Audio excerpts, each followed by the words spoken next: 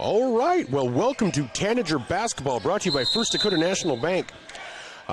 First Dakota has proudly supported the dreams and banking needs of customers for over 150 years. They offer personal, business, and ag banking solutions for every stage of your journey, plus a friendly team of professional bankers ready to put you first.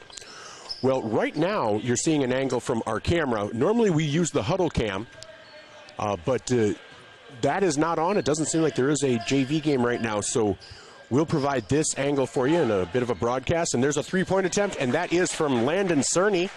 Cerny makes it 15-3 with a minute 44 to go here in the first quarter of JV action. We are here in Vermilion at the Birdcage as the Tanagers and the Parker Pheasants are getting ready to do battle.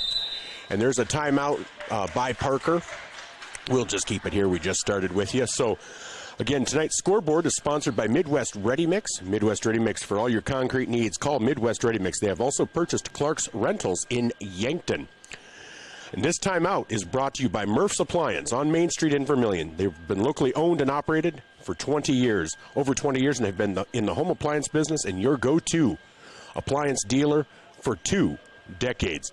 Again, my name is Michael Schumacher alongside Jen Ashley, and we're bringing you Tanager basketball tonight. It's the regular season finale for the Tanagers,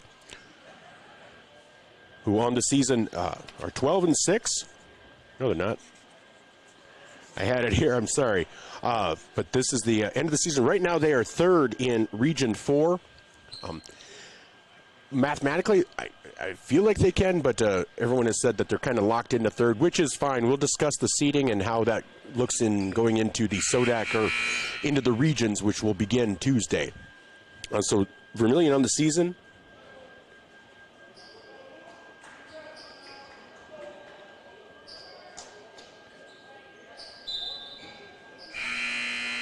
(12-7) on the season. I knew I wasn't. It didn't sound right when I said that. So here's Vermilion with the ball. And that is Trenton Thomas for 3, making it 18-3. Vermilion in favor of the Tanagers. I did have a chance to talk with Coach Michael Moran. He's the third head coach in 4 years for this Parker Pheasants team. And so they've been kind of under constant renovations, constant rebuilding, and so he's very proud of his JV team and his C team, as the JV team is 11-7 on the year, the C team is 7-3. He really hopes to be building a foundation for the future and just constantly growing. And so at the line, making it 18-4, and that is number 22. I have that down as Gavin Flannery, a 6-foot sophomore. That second free throw is, wow, bounces off the back iron and down, makes it 18-5 with a minute 17 to go here in the first quarter. Here's Thomas into Cerny. Cerny over to Roovers on the right-hand side. Back to Cerny. To the left-hand side, Preister up and in for Carson Preister. Makes it 20-5 in favor of the Tanagers.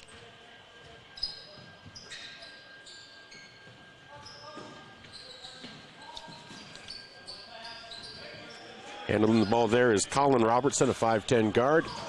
Losing control, but they do get it back into the hands of Cole Smith, a sophomore for this Parker team.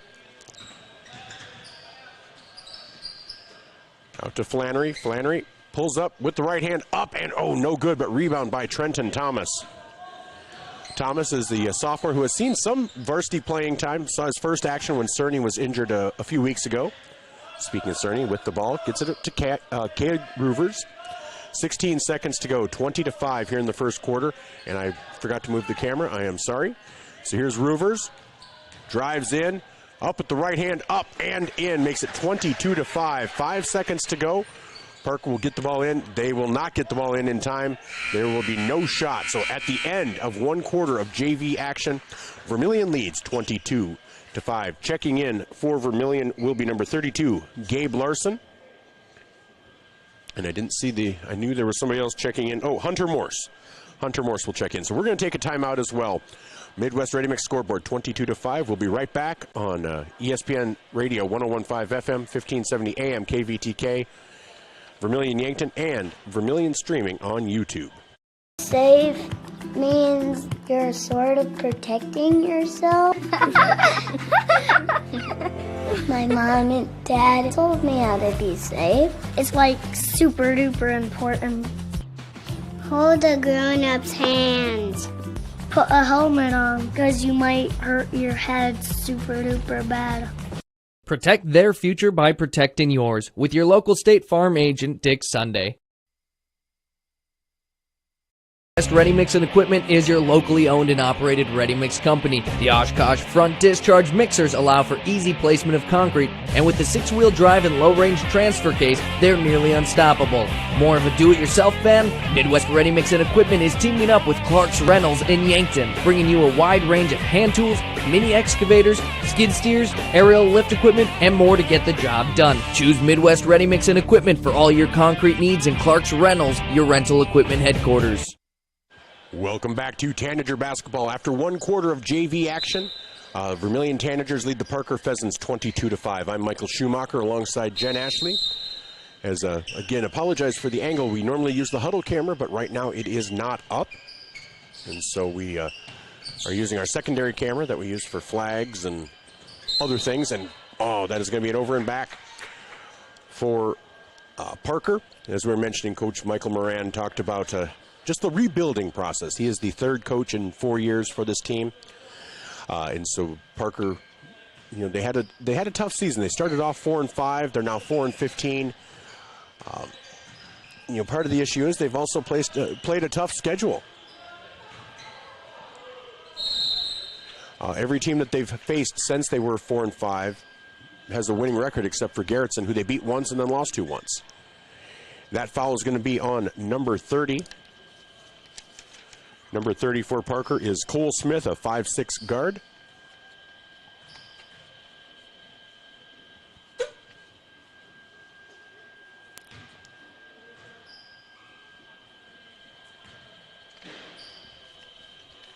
So 22-5 with 6:37 to go.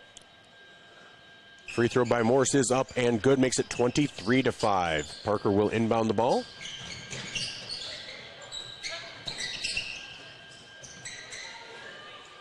And they do get it down low to number 14, and that is Orson Muller. Makes it 23-7 in favor of Vermilion. Gabe Larson for three. No, just off the side, and that will go out of bounds. And that ball will turn over to Parker.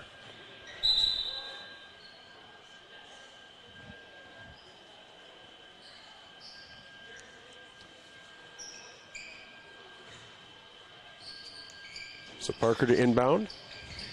Muller has it knocked out of bounds by Trenton Thomas on the inbound pass.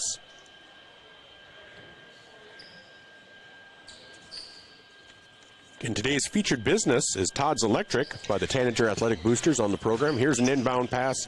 Gets it into Mason Schaefer. So knocked out of bounds by Vermilion. So 6:08 to go on the clock. Vermilion leading 23-7 here in the second quarter of the JV game. And here's number 22. I believe this one's Jevin Erickson, the 5'6" junior guard.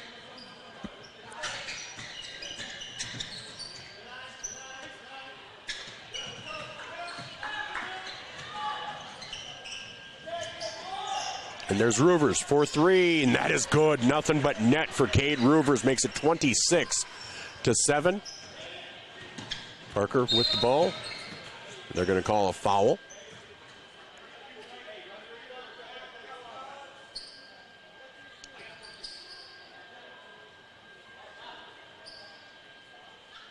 I thought they were calling a foul. Nope.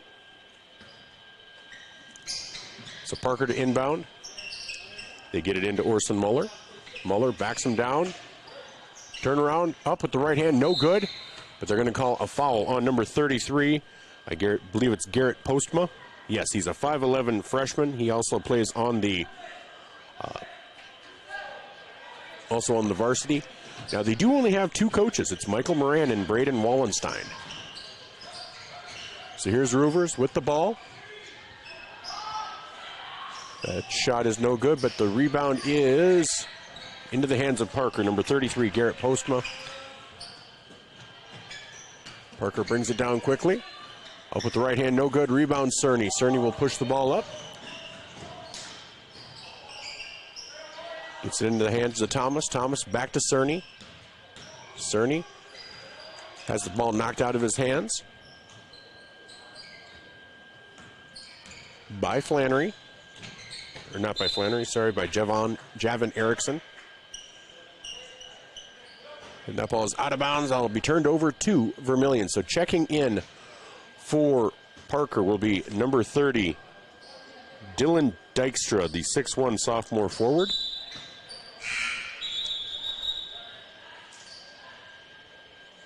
Also checking in now is number 22. This one's Gavin Flannery. When they're 6 foot and 5'6", I can usually differentiate. It's when they're both the same size and the same numbers that gives me issues. Morris goes up with the left hand, up and in, makes it 28-7 here with 4:45 to go in the second quarter.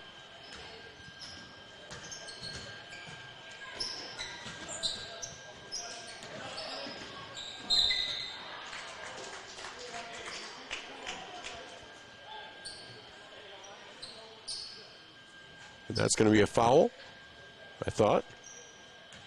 No. And so both number 22s are in there, Erickson and Flannery. Postma on the elbow, gets it to Erickson. Back down to Postma. And here's Dylan Dykstra. Gets it down for the turnaround jumper, no good. Rebound, Trenton Thomas, and they're going to call a foul, I believe, on the rebound.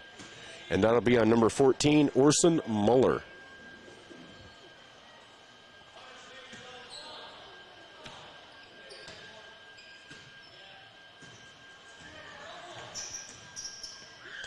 So again, this is Tanager basketball, brought to you by First Dakota National Bank. The three-point attempt by Trenton Thomas is short. Muller with the rebound, gets it into the hands of Javin Erickson.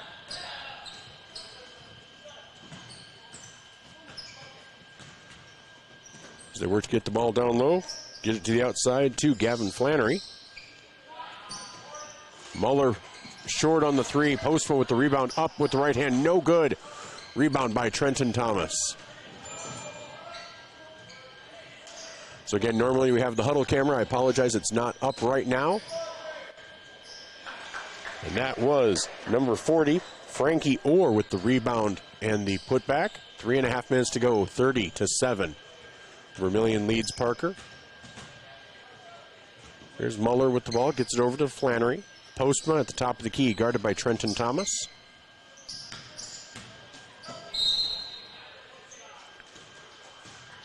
Flannery is fouled on the way to the basket, not in the act of shooting though.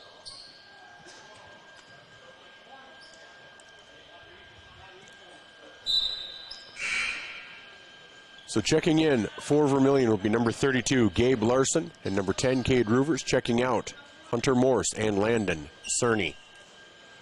So here's Javin Erickson with the ball. Muller with the short jumper, just grabbed iron but did not make it. Here's Gabe Larson with the ball. Pushes it up, kicks it out to Trenton Thomas for three, in and out. Rebound into the hands of Carson Preister. And Preister is fouled. That'll be the 5th team foul, I believe, and that is on number 14, Orson Muller. Nope, I guess that is the 4th team foul. The next one will be the 5th. So Roovers to inbound the ball, gets it into Orr in the paint, has it tied up, and that will be a jump ball. Possession arrow favors Vermilion.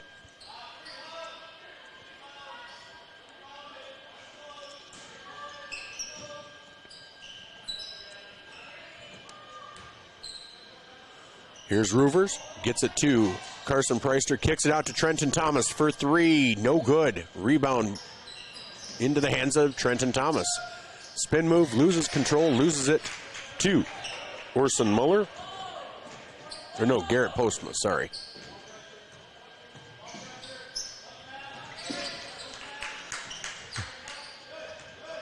Again, Coach Moran talked a lot about the development of this team. And so, you know, you love to see him getting the JV out there. That three-point attempt by Erickson, no good. Rebound by Carson Preister, and that's going to be a foul on number 14, Orson Muller, and that will take Vermilion to the line to shoot free throws. That is the 5th team foul. So 2:11 to go here in the second quarter of JV action. Vermilion leads 30-7. Checking in now for Parker will be number 24, 6'4".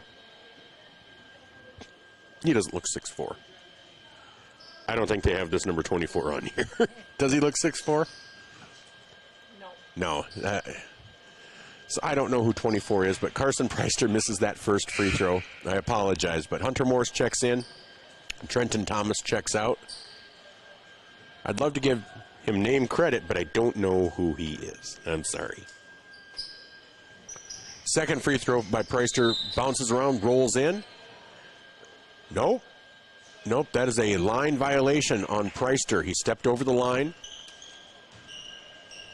So score remains 30-7 in favor of Vermilion with 2:09 to go here in the second quarter. And I apologize, I am operating camera too, just based on the angle that we are in our usual setup. And where I can see best, this is how it works. Again, the huddle camera is not currently up, so otherwise we would normally use that. And that ball is out of bounds with 1:50 to go, 30-7. Vermilion leads with 1:50 to go.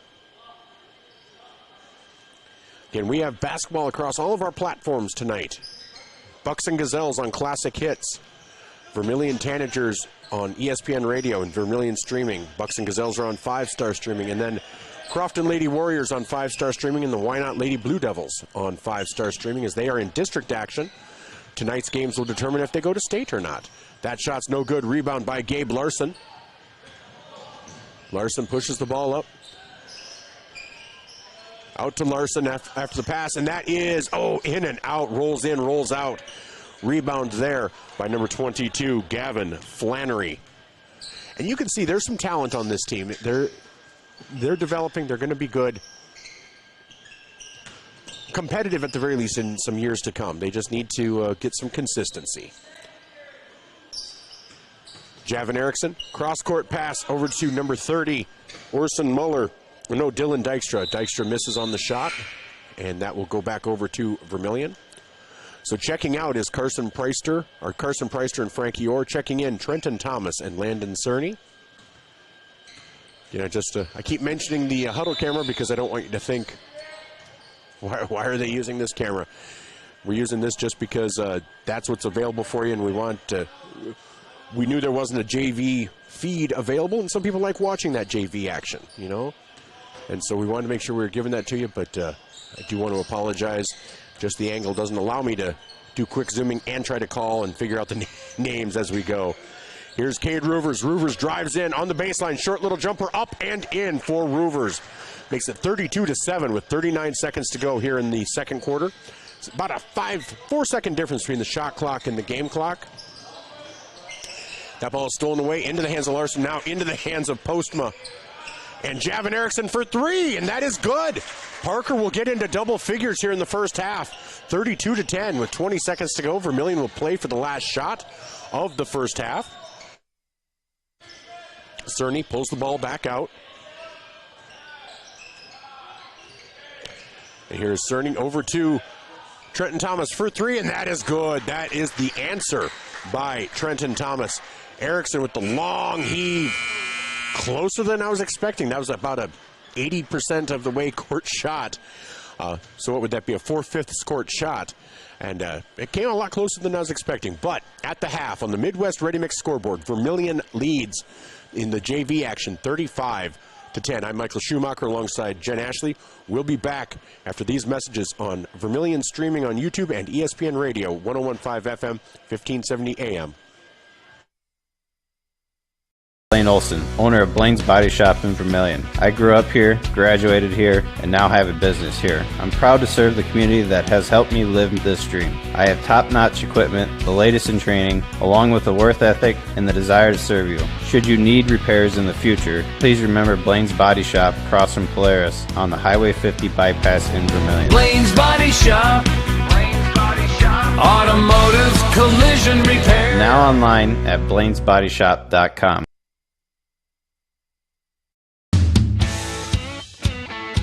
Need a new set of tires? Look to Carlson's Body Shop in Beersford. How about some accessories like WeatherTech floor mats, access roll-up truck covers, bed liners, remote car starters, and thousands of other products. Hey, you can look at everything at your convenience online too at carlsonsbodyshop.com.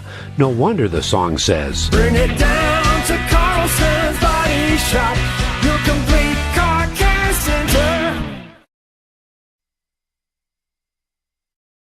Clay County Abstract and Title Company has a complex job that boils down to something very simple: helping you purchase your dream with confidence. When investing in a new home, a new site for your business, or piece of property, you want peace of mind that the property is truly yours. Clay County Abstract and Title Company has been doing just that since 1946. Clay County Abstract and Title Company, proud supporters of Vermilion activities and proud to be a part of your dreams come true. Whether you're in the market to purchase a new home for your family, you want to sell your existing home, or you're a student looking to rent an apartment, Dakota Realty and Property Management can fit your needs. Being locally owned and with over 150 years of combined experience, they are the experts at helping you find your new home. Go to Dakota Realty and Property Management because they like what they do. Dakota Realty is a proud supporter of Vermilion Athletics. Dakota Realty and Property Management, located at 125 East Cherry Street, Vermilion. Welcome back to Tanager Basketball, brought to you by First Dakota National Bank, serving their customers for over 150 years. This halftime report is brought to you by Carlson's Body Shop. Carlson's Body Shop, your complete car care center since 1956 in Beersford. On the Midwest Ready Mix scoreboard, it's 35-10 in favor of Vermilion here in JV action. Let's take a look around the state, brought to you by the Vermilion Medical Clinic. A lot of action tonight, a lot of people wrapping up their regular seasons. Did want to mention we do know the girls brackets, so let's take a look at that. Class A Sodak 16 on Thursday. Sisseton will take on Tri-Valley. Sioux Falls Christian will take on Miller. Flandreau takes on Hill City. Vermilion versus Winner. These Tanager girls will be in Menno. That's at 6:30 on Thursday. Red Cloud or Makpia Luta will take on Bellefouche in Hot Springs. T area versus Mobridge Pollock at the Huron area. Aberdeen Roncalli versus Mount Vernon Plankinton. And Hanson versus Florence Henry, Madison High School Gym. So a lot of great action in the Sodak 16 for girls. In Class B, Sodak 16, Arlington versus Gayville-Vollen in Madison. Harding County versus Northwestern in Timber Lake. Centerville versus Trip Delmont Armor in Irene, Wakanda.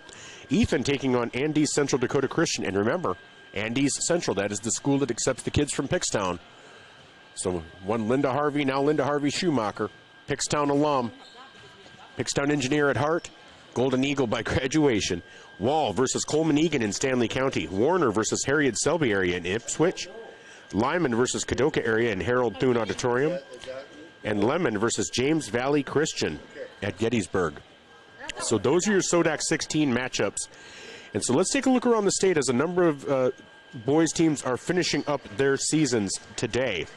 So in boys AA, it's going to be Sioux Falls Jefferson hosting Aberdeen Central. Receiving votes, Watertown is hosting Harrisburg. That should be a good matchup tonight. Sioux Falls Roosevelt hosting Pierre. O'Gorman hosting Mitchell. Spearfish is hosting Yankton. Zach Spear will be on the call. That'll start at 6:30 for pregame, 7 o'clock tip-off. Rapid City Central hosting Sioux Falls Lincoln. Sturgis Brown hosting Brookings, and that is who Yankton will play tomorrow, is Sturgis. And then Rapid City Stevens hosting Sioux Falls Washington. In A matchups, Mobridge Pollock and Winter are tied at 11 with 3 minutes to go in the first. McLaughlin will host St. Francis Indian. Wessington Springs hosts Sanborn Central Woonsocket. Little Wound will host Stanley County. Millbank hosts Teoshpa Xena. Wabash Summit hosting Sioux Falls Lutheran. Dupree versus Newell. Webster area hosting Florence Henry. Groton area versus Aberdeen Christian. That should be a good matchup. Groton area at 15-4 versus Aberdeen Christian 14-5. That should be a really great matchup. That starts at 6 o'clock. Flandreau Indian versus Esteline Hendricks. Mitchell Christian versus Hanson. North Central versus Sully Buttes. Highmore Herald versus Miller. Clark Willow Lake versus Arlington. Wilmot versus Great Plains Lutheran. Lennox is hosting Dakota Valley. Now, that's a huge matchup. If Lennox were to lose to Dakota Valley and Vermilion beat Parker, it's going to be a close one for second. Looks like most people's math has Lennox coming out on top, but we'll just wait and see. And then Madison hosting Viborg Hurley Boys. Sioux Falls Christian versus Tri-Valley. Chamberlain versus Corsica Stickney. Lakota Tech versus White River. And Hot Springs versus Rapid City Christian. That's another huge matchup. Hot Springs is 16-3. Rapid City Christian at 19-2. And then in B action, again, Wessington Springs versus Sanborn Central Woonsocket. Wabash Summit versus Sioux Falls Lutheran. Dupree versus Newell. Groton Area versus Aberdeen Christian. And we are beginning action here. And so that was a look around the state brought to you by the Vermilion Medical Clinic. So much care, so close to home. Well, Parker starts off with possession, but they go over and back, and so it's turned over to Vermilion with 6:53 to go. 35-10 here in the third quarter. And that shot no good by Trenton Thomas. Rebound into the hands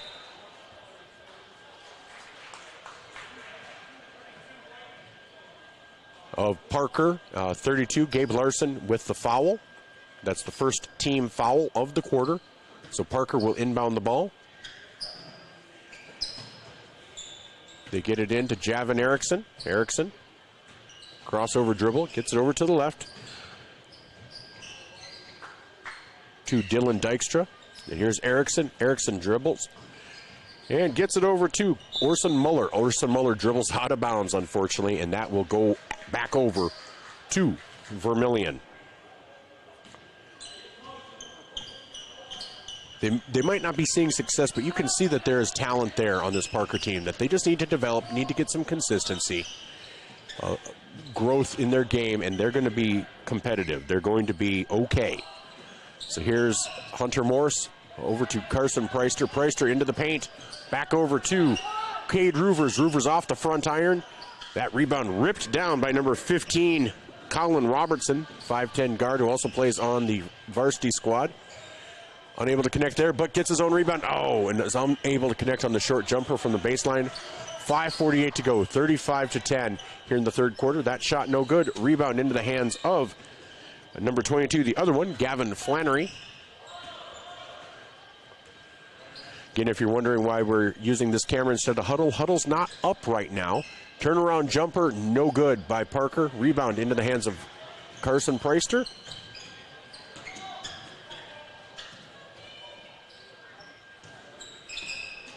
Here's Gabe Larson over to Preister in the lower right.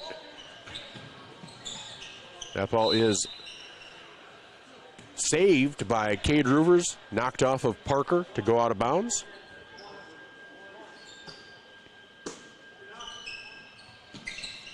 So Roovers has the ball kicked by Javin Erickson. He'll go back to Vermilion. 18 seconds on the shot clock.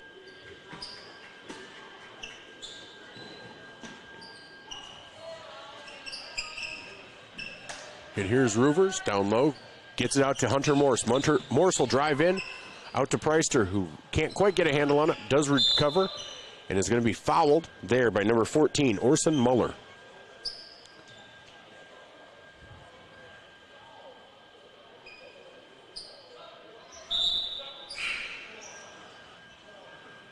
So 35-10 with 4:57 to go here in the third quarter. Checking out is Muller. So now it's Dykstra, Erickson, Colin Robertson, Garrett Postma, and Flannery out there for Parker. Checking in, Frankie Orr. The official telling Orr he has to wait until he's called in after they talk about the foul, and then he will be able to come in after the first free throw. And that's part of what this JV action is about, is that learning process for the varsity games. First free throw by Morse is no good. Orr comes in for Trenton Thomas.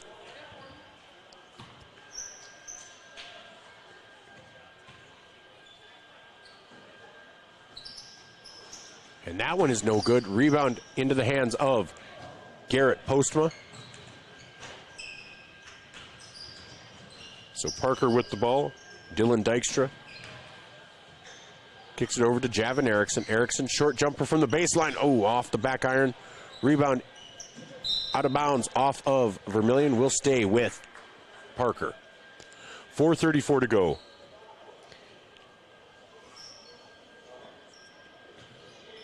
And, you know, the thing is, it's very easy to say, oh, I'll just let them check in whenever. But just the rules are the rules. You know, and it's just good to teach them here in the JV. So they kick him out to Javin Erickson for three, and that is good. 35-13, 4:24 to go. Vermilion leads by 22.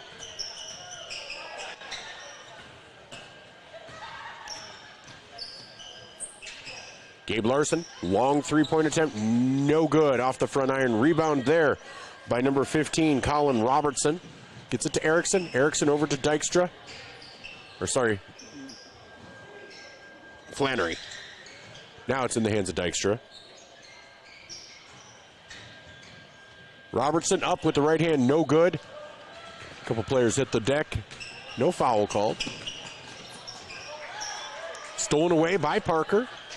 You know, Parker's down by 22. Not that I expect him to come back, but you like to see him stay competitive. You like to see him fight all the way through, make Vermilion work. That's what JV basketball is about, is just development of the game. Javin Erickson for three. Oh, off the back iron, rebounded there by Gabe Larson. And they're going to call a foul on Parker.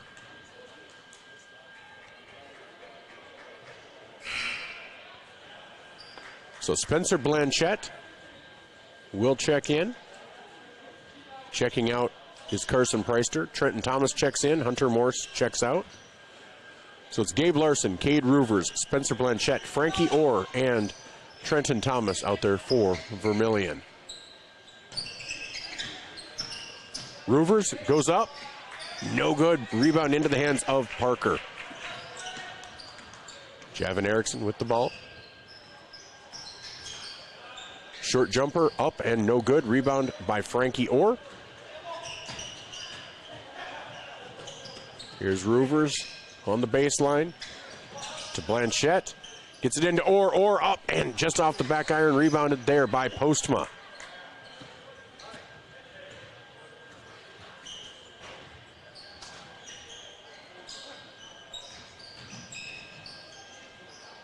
Short jumper, no good.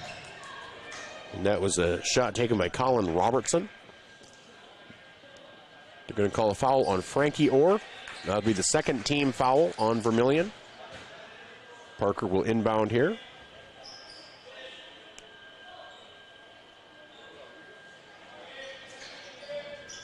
It's number 20, Mason Schaefer. Schaefer gets it over to Robertson. Robertson kicks it out to Erickson.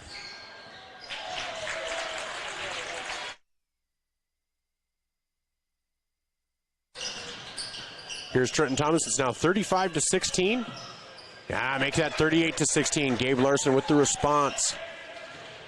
And I didn't move the camera. I'm sorry you missed that shot by Gabe. I apologize. Javin Erickson over to Robertson. Back into the hands of Schaefer.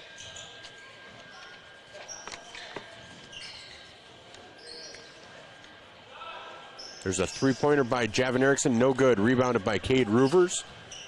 With a minute 58 to go here in the third quarter, Vermilion JV up by 22, 38-16. There's a three-pointer by Roovers, makes it 41-16, 25-point lead now. Erickson drives in, kicks it out. Three-point attempt there by Schaefer, no good.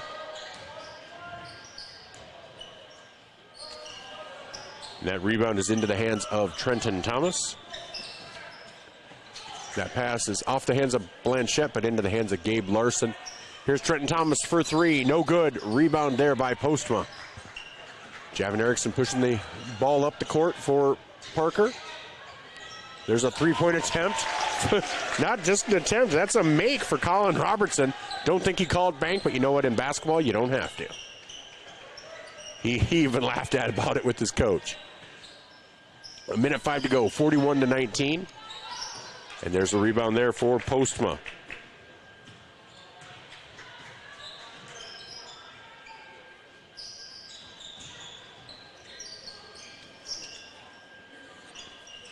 So Robertson with the ball. Gets it over to Erickson.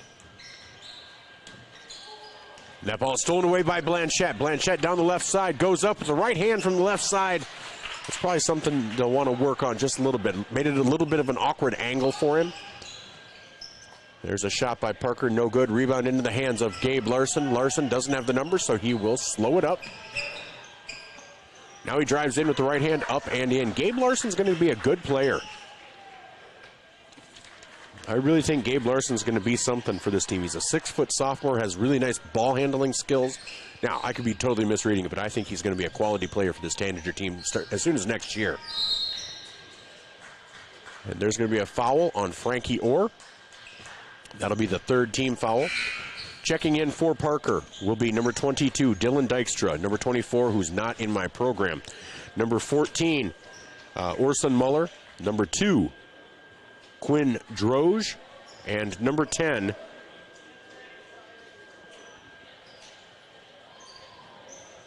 man, I don't know if number 10 is Benson Jones or Luke Travnicek. Number 10, does he look 6 foot or 5'9" to you? It's hard to tell from this angle and this distance. Oh, well. And the clock will run out in the third quarter.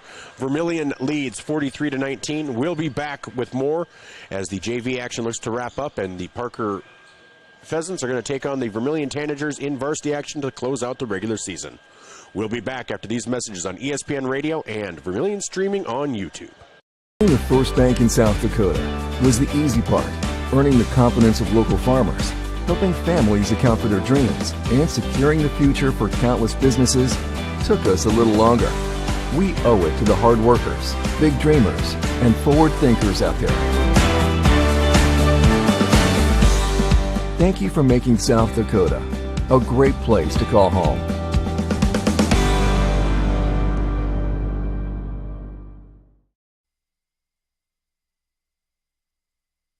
Digital Solutions started small, but now we're growing as FDS provides live streaming coverage for over 20 schools across 3 different states on our Fuller Digital Solutions YouTube channel. Subscribe to get notified when we go live for your school events. Big events are captured live, and your business can get noticed with advertising during our live streams. Local talent and camera operators are encouraged to contact us too. For future employment, no experience necessary, we will train. For information about advertising or working with Fuller Digital Solutions, email us and follow us on Facebook.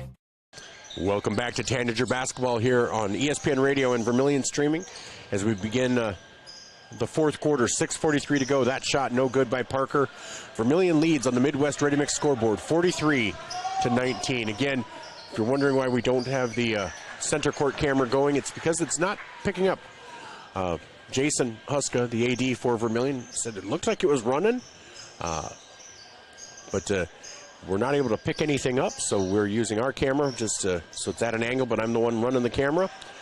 So I do apologize. That is the angle, but it's 45-19 now in favor of Vermilion. Here's Roovers with the ball. Over to Hunter Morse. Morse, drives in. Nice move. Unable to connect. Rebound, Orson Muller. Also out there now for Vermilion is number 50, Christian Putman. And Luke Jensen is going to commit a foul on not Dylan Dykstra, sorry. Gavin Flannery. So Flannery inbounds the ball. Gets it into Orson Muller. Muller up with the shot, no good. Rebound there attempted by Luke Jensen, knocked out of bounds off of his hands, so Parker will retain possession. So we'll have our pregame show after this. Spencer Blanchette checks in, or Hunter Morse checks out. So now out there it's Preister, Blanchette, Roovers, Luke Jensen, and Putman. So here's Javin Erickson. Erickson with the short jumper. No good. No, Gavin Flannery with the jumper. No good. Rebound by Luke Jensen. Pushing the ball up is Spencer Blanchette. Has the ball knocked away, but into the hands of Roovers. Over to Luke Jensen. Jensen drives in, spin move. Turnaround jumper up, no good. Nice rebound by Blanchette into the hands of Putman. Putman up and in. That bucket by Putman makes the score 47-19, a 28-point lead for the Vermilion Tanagers with 5:07 to go.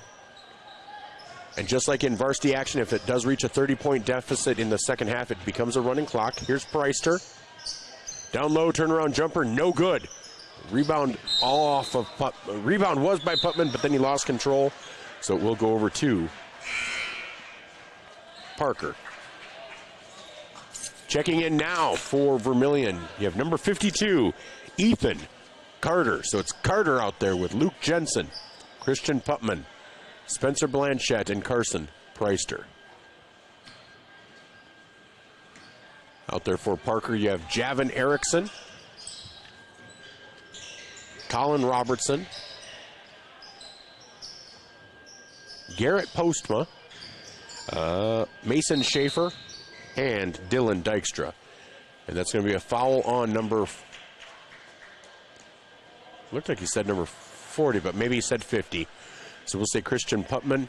So they'll remain with Parker, and they'll have a fresh 35-second shot clock.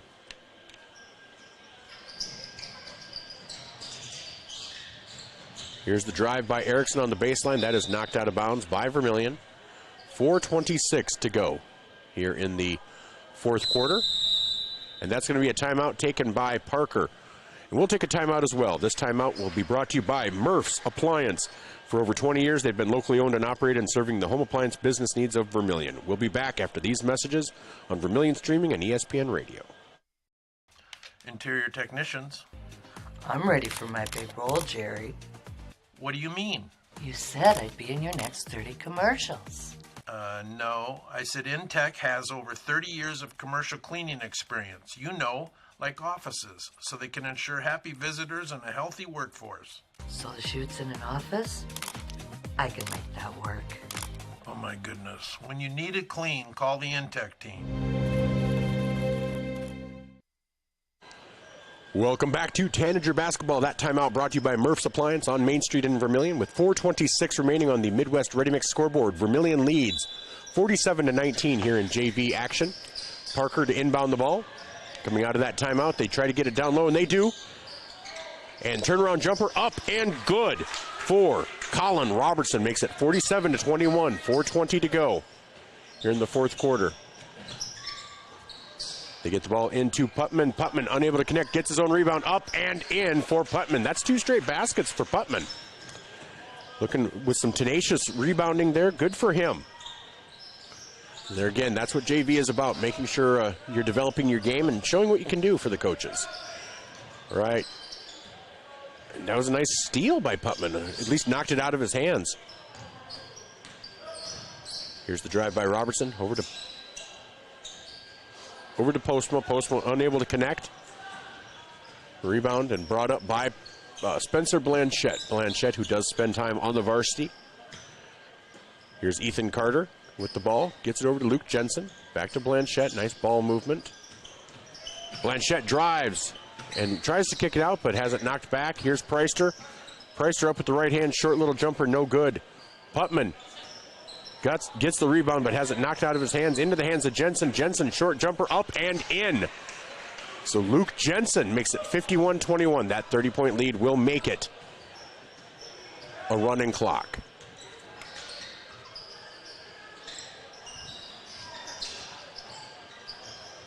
That ball is blocked by Luke Jensen on the shot by Mason Schaefer.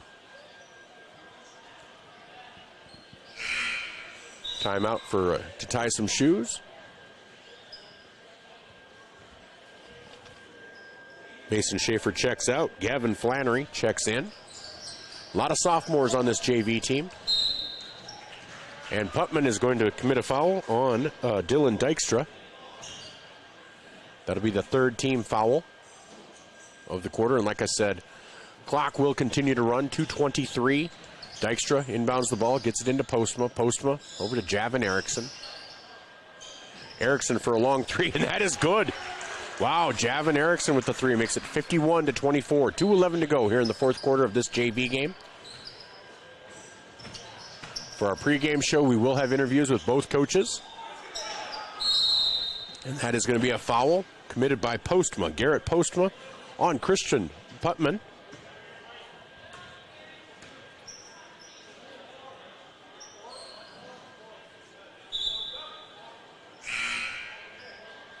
So checking in for Parker, number 14, Orson Muller. Checking out, Garrett Postma.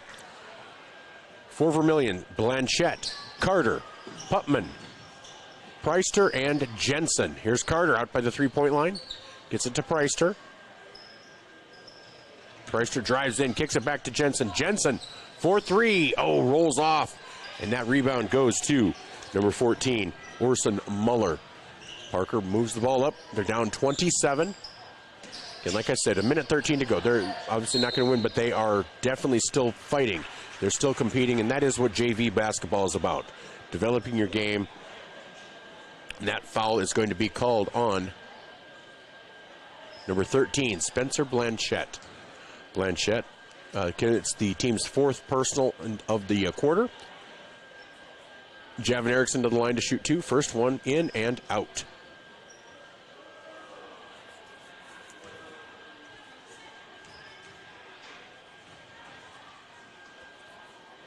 Second free throw is good, makes it 51-25, 1:06 to go.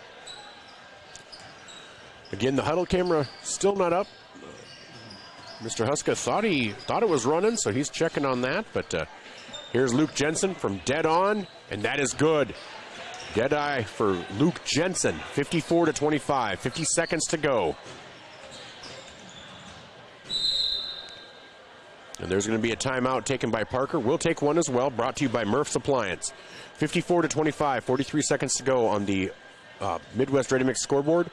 This timeout brought to you by Murph's Appliance, serving their clients for over 20 years. Knutson Family Dentistry in Vermilion, they strive to provide the highest quality patient-centered dental care in a friendly, relaxing atmosphere. Knutson Family Dentistry works hard to provide the best cosmetic, general, and emergency dental treatment in the area. With over 50 years of combined dental experience, the latest dental technology, and a professional and compassionate staff, they're your top choice for dental care. Call for an appointment at 605-857-8008. Knutson Family Dentistry of Vermilion. The wait when your furnace and AC needs repair by joining Larry's Heating and Cooling, Comfort Care, and Elite Care Club. Larry's Comfort Care Club features seasonal maintenance discounts on service and no overtime charges. Larry's Elite Club includes seasonal maintenance, free parts, free labor, free service calls, and both mean you are in front of the line for service. Call Larry's Heating and Cooling and sign up for the Comfort Care or Elite Care Club. Larry's Heating and Cooling, Yankton and Vermilion. Welcome back. 37 seconds remaining in the JV matchup. Vermilion leads 54-25. Blanchette with the ball over to Ethan Carter for three. Yes! Ethan Carter with the three! And the crowd goes wild. Ethan Carter's the hype man on the bench for the varsity, and so they are just so supportive. And there is a three-point attempt for Parker with 14 seconds to go. Rebound into the hands of Ethan Carter, and they're going to call a foul, a blocking foul. But that is not the fifth foul, so Ethan Carter will not be going to the line to shoot any free throws, and time will run out. And Vermilion will win 57-25 in this JV matchup. We're going to take a 1-minute timeout. When we come back, we'll have our First Dakota National Bank pregame show involving our conversations with the coaches. We'll be back right after this. You are self-motivated, accountable, and eager to learn new skills. We'd love to talk to you about a rock star career. Masaba in Vermilion is hiring full and part-time manufacturing positions for the rock industry. Masaba provides comprehensive training in a clean, safe, and state-of-the-art facility. Masaba offers competitive wages, a fun and interesting work environment and culture. Join our team of rock stars. Visit masabainc.com to learn more.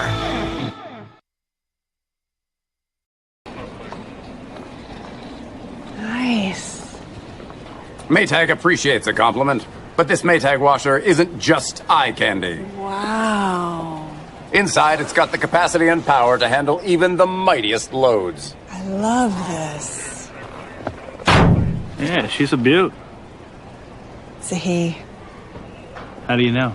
Don't worry about it. Find Maytag products and the industry's best appliances at your local dealer. Murph's Appliance, downtown Vermilion. Welcome back to our coaches conversation. On the line, we have Parker Pheasants head coach Michael Moran. Coach, I'm catching you on the bus. How are you doing today? Yeah, we're doing well. We are looking forward to playing Vermilion tonight. Well, you know, it should be a fun matchup. I know you said your team has kind of been up and down, but, you know, if you look at your schedule, you know, this last half to almost two-thirds of the season, every game you played was against a team with a winning record. And it's hard to get some traction sometimes when you have a schedule like that. Absolutely. I'd say after 9 games, we were 4-5, and then that winter storm hit. And but again, the next 8 games, everybody has a winning record. Everybody, I believe, even our Class B teams playing Viber Curley, I believe, was ranked number 2 at the time. Del Rapids. So again, we gave a lot of these teams just great battles, but just don't quite have enough to get over the hump. And so that's something that we're trying to go and hopefully finish this season strong with. Well, and you know, that does beg the question, because sometimes it's hard to stay motivated when you kind of keep taking body blows. You give your best punch, and you know, it's just not quite enough. You know, honestly, USD men's basketball is kind of going through that. How do you keep your team motivated? What do you do to kind of keep that energy level up for your squad? Well, again, I'm the third coach that these seniors have had in 3 years, and I guess just having an approach of, you know, I go back into my history of just with coaching. This is my first time back being a coach for the most part full time in 19 years of being the principal. It's been an administrator, and coming back again, I just believe in hard work. Every day you get better. Every day you work at it, and for the most part, I got to go and tell you that the team has reacted. We have seen quite a bit of growth, especially with some of our younger players. You know, this year we've started, I believe I've had 11 different players start. And, you know, again, we've made some youth movement. But also we want to make sure that our students, our players could develop, you know, in the JV. And we want to make sure they get their 4 quarters because, quite honestly, playing some of these schools as JVs are about as good as a lot of Class B varsity teams. So we have our players have developed very well. And, again, our JV record is strong, and our C schedule our record is very strong also. Well, and you did mention that. So I think your JV record, you said 11-7. C, you're 7-3. So you kind of see this on the horizon. So is that kind of? I know wins and losses. The wins are kind of the ultimate. But do you kind of go in game to game and week to week, just saying, hey, these are some of the metrics or barometers that we're looking at. We just need to see growth. You want to see improvement from game to game, just learning from our mistakes and building that towards the future. Oh, absolutely. And what's neat about also being back in Parker, again, I'm originally from Beersford, but coming into Parker, again, the history, you know, back in my times of playing in the 80s in the high school with Gail Hoover being the coach there, the Parker people, the community, they're smart about basketball. They understand that it takes offense, defense, passing, all the intangibles. You got to play the game hard. You got to play all the facets of the game to the best of your ability. And again, they understood that, again, nothing but support for making the improvement continue to go. And I even brought the 8th graders in at the end of the year to go and practice with us just so they could go and see what we're doing. So again, we can build for the future. Well, and that is, you know, that is the goal too, just to try to build that up. But, you know, looking at tonight, who are some of the players that we're probably going to be hearing from on your team? Yeah, again, Ray Travnicek has been our leader all year. Again, he leads by example. He is one. He really tries to get the other players involved. But again, he's somebody that a good outside shooter, a very good defender, a good ball handler. He's what we look really to go and drive us. Again, Landon Weeman is another person. He's a sophomore. He's started off at the playing himself on the JV team and has just worked himself into, you know, a good player, typically getting around. He's scoring typically be about 8 to 12, 14 points a game, and also getting us about 8 rebounds a game. Another player, again, Harley Davis, has been just somebody that's been a glue, plays great defense, doesn't fill the stat book up a lot, you know, but he gets in there and does his job. And then Miles Meyer is somebody that's been, again, he's been some hot and some cold. When he's on his hot games, boy, he really makes a difference for us. Against his shooting, he can be in 6'7". He can alter in a lot of blocks or a lot of shots, and again, he can rebound. He's somebody that we hope that has a very good game tonight. All right, and you're taking on a Vermilion Tanager team that has had their ups and downs this season as well. What did they bring to the table that poses a challenge for your squad, and what are some opportunities that you think you have? Yeah, Vermilion's, it's been good to go and see. Been watching them quite a bit this year. And, again, I know they have a solid starting five. These guys play, I'm guessing, again, everything I see, they play pretty much about 80 to 90% of the game. Their starting five slash to the hoop really well. They can spot up and hit threes. But, again, and they do some full court press. So they also have kind of a nice mixture of younger guys along with some more experienced people. Like, again, with Zone Robinson has been somebody, again, I coached his dad over at USD back in 1994. And he's been somebody that I think is one of those leaders of the team. And they just play very, very hard. They set great screens. And, again, defensively, they do an outstanding job of pressure man-to-man and trying to go and get a hand in the face and contest the shots. And they rebound very well. Good athletes. Well, it should be a fun matchup. It's going to be fun to see kind of the youth of your team and see how that's developing. Coach, again, I want to say thank you for making the time to talk with me today. Really appreciate it, and finish the ride safely, and best of luck tonight. Sounds great. Looking forward to it. Thank you. Hey, that was Coach Michael Moran of the Parker Pheasants, who are 4-15 on the season, but they've had a difficult schedule. It's hard to take a lot away from that 4-15 record as they've been building towards the future. And so we'll see how that goes tonight, and maybe see where it pays off next season. All right, we'll be back with more here on ESPN Radio 101.5 FM, 1570 AM KVTK, and Vermilion streaming on YouTube. Nice. Maytag appreciates a compliment, but this Maytag washer isn't just eye candy. Wow. Inside, it's got the capacity and power to handle even the mightiest loads. I love this. Yeah, she's a beaut. It's a he. How do you know? Don't worry about it. Find Maytag products and the industry's best appliances at your local dealer. Murph's Appliance, downtown Vermilion. Pied Piper Flowers and Gifts, your floral and gift store on the corner of 15th and Broadway. We have what you need this holiday season. The freshest flowers and plants, home decor, candles, games, puzzles.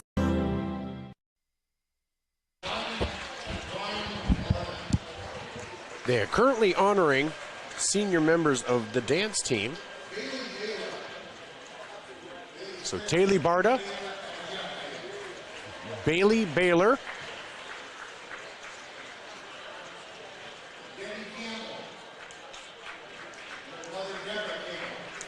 I apologize. Campbell, last name. I apologize if I can't hear the first name necessarily.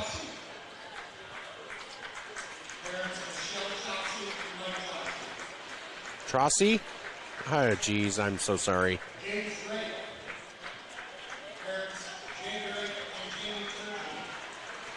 James Drake, senior on the dance team. Peyton Grace. Grease. Jeez. Serena Gap.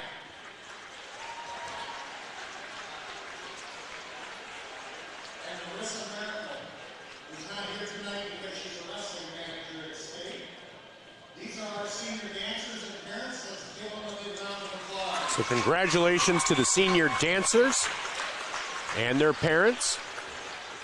It's a grind. Any activity is a grind.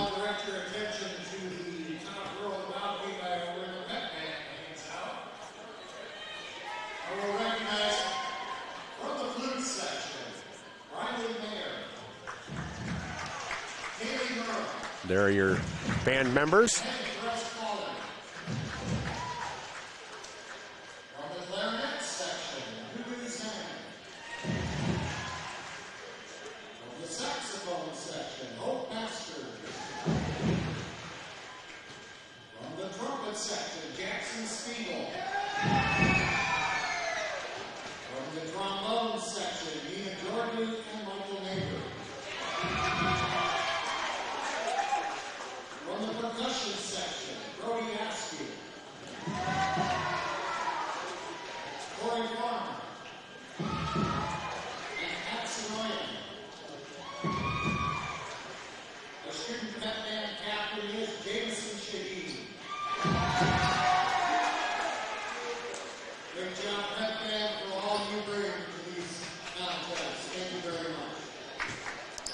And those were your senior pep band members. So we're going to go back into our commercials, and then we'll be back with the rest of our pregame, as they have not started the clock as of yet. So we will have Coach Pied Piper Flowers and Gifts, your floral and gift store on the corner of 15th and Broadway. We have what you need this holiday season. The freshest flowers and plants, home decor, candles, games, puzzles, socks, a great foodie corner, and of course beautiful jewelry, because we love things that sparkle. Be sure to stop by and see all that we have. It will surprise you. Shop local, shop Pied Piper Flowers and Gifts, your floral and gift store.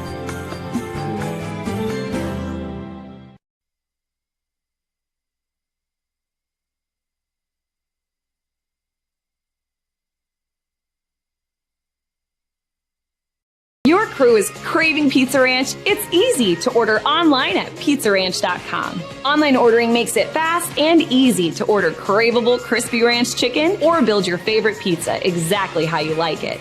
And now, for even more convenience, place your favorite order with just one tap. So when you're craving pizza or the country's best chicken, go to pizzaranch.com and start your order. For craveable food and convenient online ordering, there's so much to love at Pizza Ranch.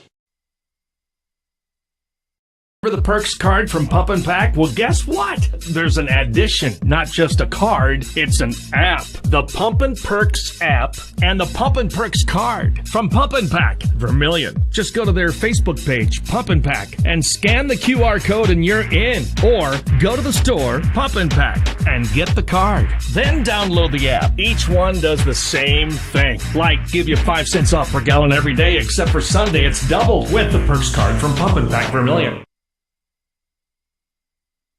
And welcome back to Tanager Basketball, brought to you by First Dakota National Bank. For over 150 years, proudly serving their customers by supporting the dreams and banking needs.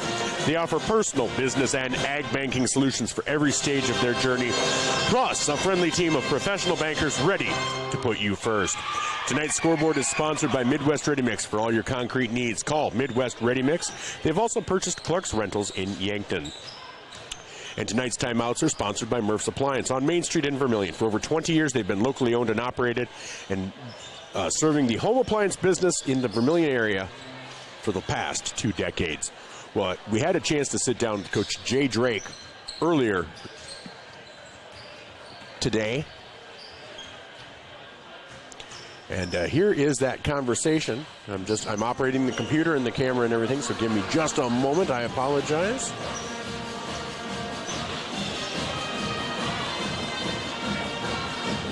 We will be getting that to you here. And no, that is not it. So yes, Coach Jay Drake. There we go. So Coach Jay Drake sat down with us just earlier today, and here is that conversation with Coach Drake. Welcome back to our coaches conversation. On the line, we have Tanager Boys head coach Jay Drake as we head into this regular season finale. Coach, it's all come down to this for the end of the regular season. How are you feeling today? Yeah, final game, like you said, a little disappointing after Monday night's game with Canton because, a game with Parker, if we could have got the game on Monday night, would have had a lot more possible meaning from a seeding standpoint in our Region 4A. But like anything, it's a final regular season game. It's a home game for us. Parker's a region opponent, and like anything with the postseason starting next Tuesday night, we didn't play probably as well as we would have liked to on Monday, especially defensively, but gives us one extra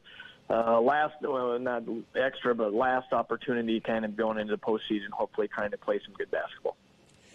Well, like you said, coming off that Canton loss on Monday puts you in third in the region, hoping to hold that position, still get hopefully a home game for the first round. What do you need to see from your team tonight that you didn't see on Monday? Well, the big key the last few days, both from a practice standpoint and watching some film, obviously, is we've got to be a lot better defensively. And that's no disrespect to Canton, because they're a really good offensive team. And that's part of the reason the game went the way it did. But we had a lot of breakdowns defensively. And, anytime, whether it's regular season or not, but especially in the postseason, is we were too inconsistent and too many breakdowns. So, that's kind of been the focus the last few days, and obviously would be the focus against Parker in our game, is kind of trying to get back to the basics and being fundamentally sound and disciplined on that end, and hopefully doing it well for 32 minutes so that we can kind of lean on that going into next Tuesday night's first round region game. Well, on Monday, after the game, we kind of talked, and you mentioned in the first half, I don't know that you guys had any fouls, which you said, on one hand, you're like, oh, great, we didn't foul, but does it also mean that you're not being aggressive and you're not pressuring, which will lead to a few if you do it right? And is that what led to some of the scoring? Because, boy, when you amped up the defense, yeah, you got more fouls in the second half, but, boy, you certainly pressured Canton. You're able to get some turnovers, create some opportunities where you stopped them and got 2 or 3 on the back end. Were you able to kind of talk to your guys about that, about creating those opportunities? Yeah, and that's a huge, part of our style and the way we want to play is, we feel we do a pretty good job of, we always say, trying to play defense without fouling. Now, when we say that, we're meaning not letting teams get in the bonus each quarter and stuff. But if you're playing aggressive and having some effort on the defensive end, you're going to have just some natural fouls within the course of the game. What you're hoping for is just like 3 or 4 a quarter, get you to about 11 or 12 for the game, and hopefully you keep them on the bonus. And on the opposite side of that, and we've done a pretty good job this year with it, is hopefully we're attacking offensively and getting ourselves in the bonus. And I think throughout the year we've ended up shooting like 150 more free throws than our opponents. On the year, and I think that's a combination of being on attack mode offensively and just playing good defense without fouling. But like you said, on Monday night, I don't think we picked up our first foul. I know we talked about it at halftime. We had no fouls in the first half, and I don't think we actually picked up our first one until about 2-3 minutes to go in the third quarter. And that's a sign right there of a team that's not playing hard enough, probably. And not aggressive enough on the defensive end, which was disappointing, obviously, anytime that happens, but especially in Game 19. And, for as much as we still are playing for, not just a region opponent, not just a conference opponent, but the fact that, we came into the week knowing if we could get 2 wins and things went right in the Lennox DB game, we'd maybe get a 2 seed. And so the lack of urgency and effort on Monday due to that was disappointing. Well, you come into this game against Parker. Parker, 4 wins on the season. What are some things that they bring to the table that do give you some concern, and what are some things that present an opportunity for your team?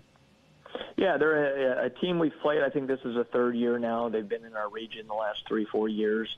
So we're aware of them and have seen them the last couple of years. But the Travnicek kid has been starting 3-4 years now, and he's a really good little guard, about 5'9", 5'10", and just in our recent games, he reminds us just on film a lot like the Lamprecht kid from Ponca that we saw last Friday night, and is a quick guard, a lot of experience, can shoot a 3, can shoot it from deep. And yet quick and can get into the paint and create for himself in the paint, but also create for others. So when you have him and then the Meyer kid, who's a returning starter at 6'6", 6'7" inside, and the Weeman kid, who's a sophomore, I think he was our starting quarterback in football, and came off the bench for him last year as a freshman. So those 3 guys are leaning on offensively. And we're going to have to guard those guys. And then, from our standpoint, offensively, we've all year. You know, it's kind of like the other night we talked about. Anytime you score 70 points in a high school game, you got to feel comfortable if you just guard someone at all that you should be able to win the basketball game. And we didn't do that the other night, giving up 74. But we've done some things nicely the last couple of weeks offensively. I think we're playing with a little bit more flow and rhythm, and our floor spacing's been better. And, you know, I think that's something that's got to improve, or hopefully improve a little bit more come Friday night as we go into the postseason. And, you know, like anything, after 20 games, you play 20 to try to get yourself in a good position from a seed standpoint. But every coach would tell you the biggest thing is just to be playing your best basketball in the year. And I think we were trending in the right direction. Had a little bit of a setback on Monday. Hopefully we can get back on track against Parker. All right. Well, Coach, it's been it's weird. It's always a long season, but it feels like it goes in the blink of an eye. We just get started, and all of a sudden the end is here. I appreciate every time you've been able to make time for me before and after the game. So thank you so much, and I look forward to talking to you after the game. All right. We appreciate it. Thanks, Michael. That was Coach Jay Drake of the Vermilion Tanagers here as we get ready to bring you the regular season finale against the Parker Pheasants and the Vermilion Tanagers. We'll be back with more here on ESPN Radio, 101.5 FM, 1570 AM KVTK, and Vermilion streaming on YouTube.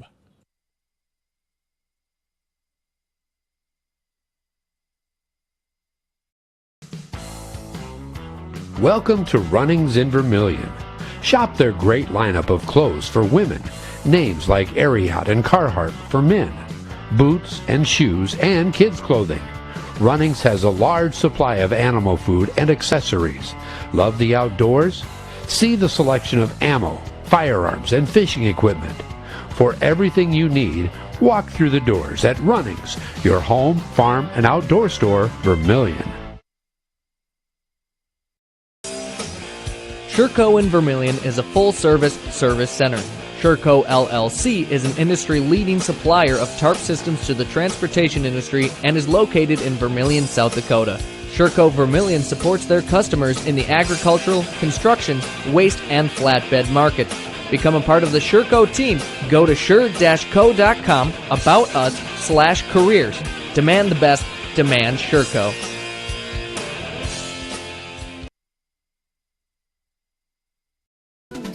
Visit our sleep experts at the Yankton Slumberland. With over 50 mattresses to choose from, we carry every price, free financing options, and the most trusted brands in the nation like Stearns & Foster, Sealy, and Tempur-Pedic. Snoring or lower back pain tormenting you? Seek relief with an adjustable power base. Fall asleep faster and cooler with our sheets and pillow selection. With a 120-night sleep trial, you can't make a mistake. See us today at the Yankton Slumberland, 2401 Broadway.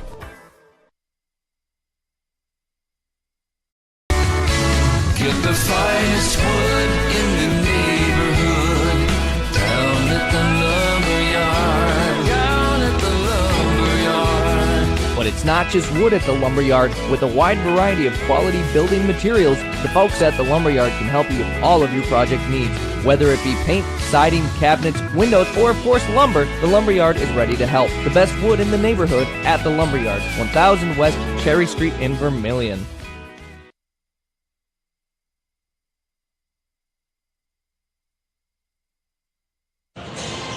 Welcome back to Tanager Basketball. I'm Michael Schumacher alongside Jen Ashley as we get ready to bring you the regular season finale for the Vermilion Tanagers as they're taking on the Parker Pheasants. The Parker Pheasants are 4-15 on the season, and Vermilion is 12-7 as the Vermilion Pep Band is playing the fight song for Vermilion. They're currently in the third slot in the Region 4 based on seed points. So that is what we'll be looking at tonight. And Parker is also a Region 4 opponent. They are currently, I believe they are at the bottom of Region 4. I'm just double checking though.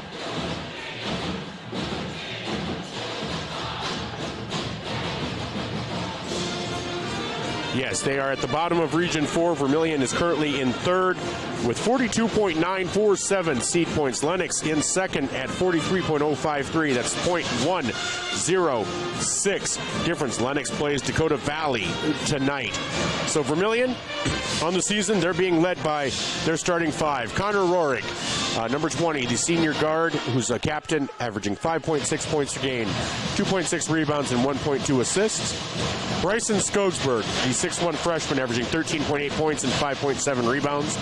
Zone Robinson, the 6'1 senior guard, averaging 10.7 points, 4.4 rebounds, and 2 assists. Carter Hansen, the 6'3 junior guard, averaging 12.6 points, 7.2 rebounds, and 2.6 assists. And Trey Hansen, the 6'3 sophomore, averaging 16 points, 6.8 rebounds, and 3.6 assists. Parker is led by Ray Travnicek, averages about 15 points per game, 5'10 senior guard. Harley Davis, a 6'2 senior forward. Landon Weeman, the 6'4 sophomore. And Miles Meyer, the 6'7 junior center. And the Vermilion Children's Choir is going to sing the national anthem. On your screen, you will see the flag, and we will wait on the audio.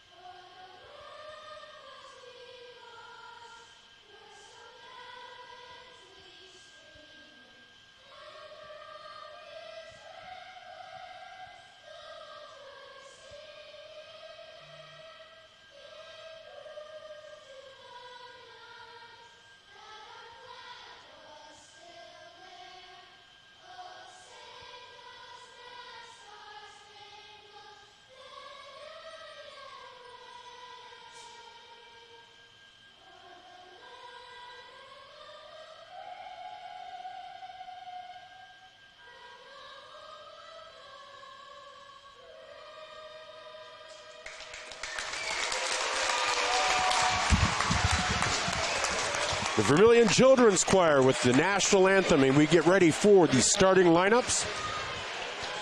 Beginning with the Parker Pheasants. And like I mentioned, they are led by Ray Travnicek, the 5'10 senior guard, who averages about 15 points per game.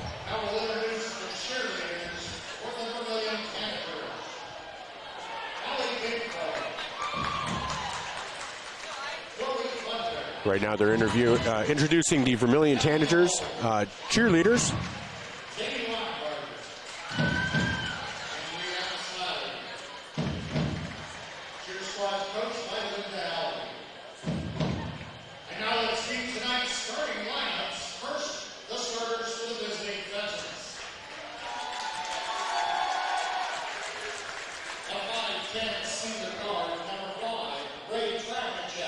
So starting at 5'10 senior guard Ray Travnicek.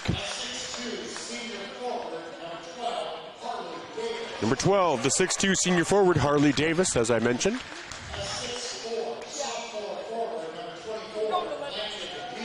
So Landon Weeman, the 6'4 sophomore forward.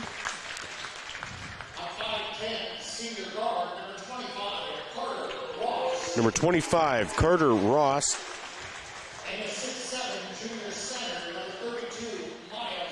And then 6'7 junior center, Miles Meyer.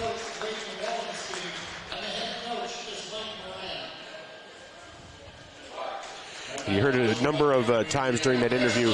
Coach Moran talked about the different lineups and different players that he'd used. 11 different players started throughout this season. Here's the starting lineup for your Vermilion Tanagers, starting off with number 20, senior Connor Rohrig. Again, averaging 5.6 points per game. 6'1" freshman guard, number 22, Bryson Skogsberg, averaging 13.8 points per game. 6'1" senior guard, Zone Robinson, number 23, averaging 10.7 points per game. 6'3" junior guard, number 24, Carter Hansen, averaging 12.6 points per game. And 6'3" sophomore guard, number 33, Trey Hansen, averaging 16 points per game. Hansen and Hansen combined for 14 rebounds per game as well as 6.2 assists between the two of them. First off the bench is number 12, Landon Cerny, 2.8 points per game, 1.3 rebounds. All right, we're getting ready for the regular season finale for these Vermilion Tanagers as they are taking on the Parker Pheasants.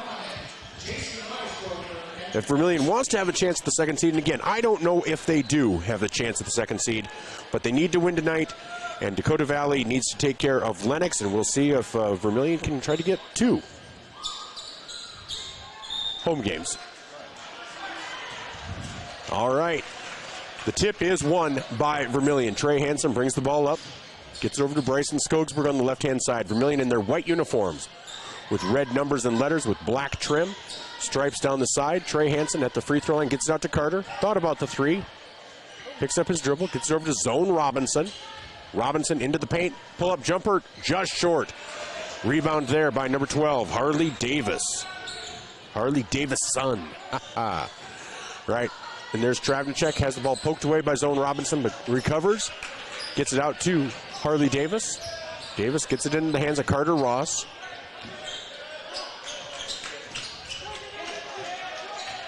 Here's Travnicek, 4-3. Off the back iron, rebound by Bryson Skogsberg. Skogsberg averages almost 6 rebounds per game. Here's Carter Hansen up with the right hand, no good. Rebound there by Harley Davis. That is Davis's second rebound. Here's Travnicek. Gets it over to Weeman. Weeman scores the first 2 of the game. Travnicek with an assist.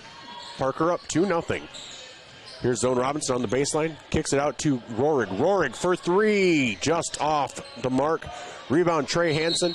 Goes up with it and is fouled on the shot. So Trey Hansen will go to the line to shoot 2. 6:37 to go here in the first quarter. And that foul is called on Landon Weeman. Weeman's first personal. First team foul of the quarter. Hansen at the line to shoot 2. First one rolls in and out.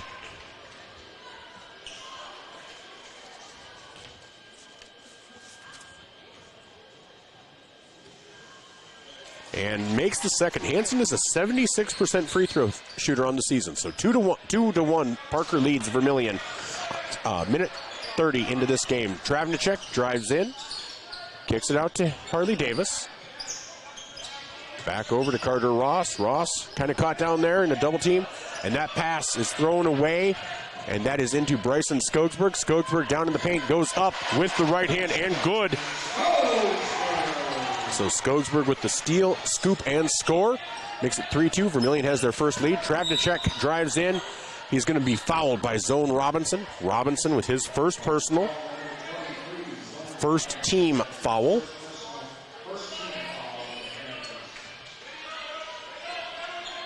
So they inbound the ball. Get it over to Davis. Travnicek at the elbow. Kicks it over to Carter. No good, Carter Ross. A rebound there by Bryson Skogsberg, his second rebound of the night. And Skogsberg tries to dish it off, and that is tapped out by Parker. Does look like the officials will allow some contact tonight. So 3-2, Vermilion leads, 5:54 to go. Parker in their blue uniforms with white letters and numbers and some red trim in there as well. Carter Hansen on the elbow. Looking to get it off. Gets it over to Zone Robinson. Trey will drive in, and he's going to be fouled by Ray Travnicek. That'll be Travnicek's first personal, second team. No shot on the foul, so they will inbound the ball. 5:40 to go. Zone Robinson into Trey on the block, out to Carter Hansen. Hansen for 3, no good. Rebound to Travnicek. Travnicek with his first rebound. Gets over to Harley Davis. Down low to Miles Meyer, no good. Rebound to Skogsberg again, that's his third. Trey Hansen with the floater, up and in. That's 3 points for Hansen on the night, makes it 5-2 with 5:14 to go here in the first quarter. Ray Travnicek brings the ball up. Ooh, almost stolen away by Carter Hansen. Nice short jumper, but just short. Rebound by Carter Hansen, his first of the night.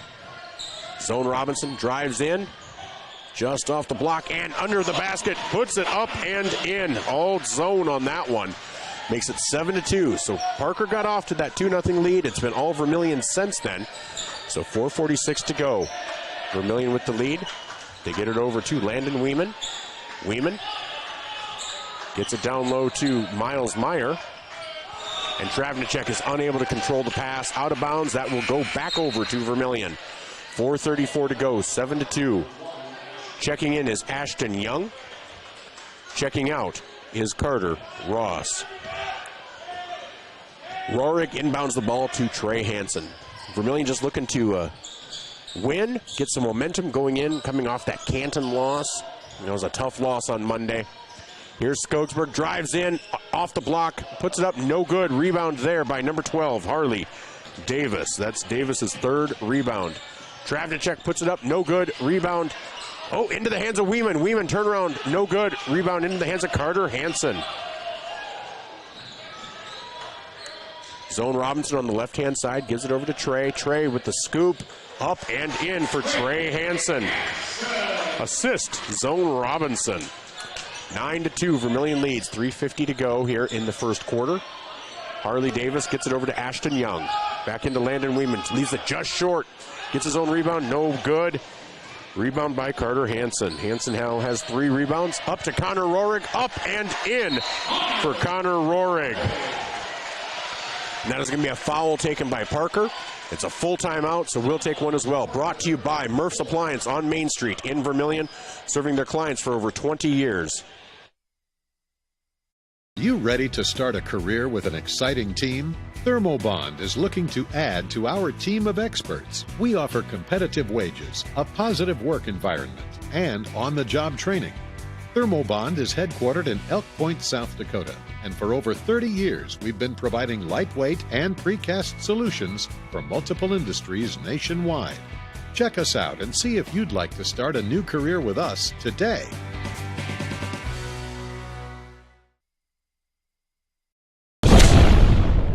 Todd's Electric, your full-service electrical contracting company. Todd's Electric services residential, commercial, agricultural, and industrial customers. From the simplest service call to the most complex design-build project, Todd's Electric has the expertise to do it right. Call Todd's Electric for all your electrical needs. Todd's Electric, helping you control all things electric. Except for lightning. Todd's Electric. Go Tanagers. We're coming out of the Murph's Appliance timeout. Midwest Ready Mix scoreboard shows 3:36 to go in the first quarter. 11-2, Vermilion with the lead. Travnicek drives the ball. Gets over to Harley Davis. Weeman at the top of the key. Tries to get it down to Miles Meyer. Unable to, and that is stolen away by Carter Hansen. Hansen down the left-hand side, puts up the shot. No good. Rebound by Trey Hansen and the putback.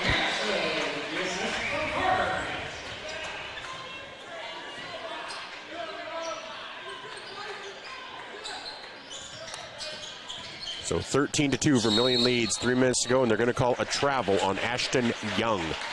Colt Wheaton going to check in. Landon Cerny in for Rohrig. So Tweeten checks in for Carter Hansen. So right now it's Trey Hansen, Zone Robinson, Cole Tweeten, Landon Cerny, and Bryson Skogsberg for Vermilion.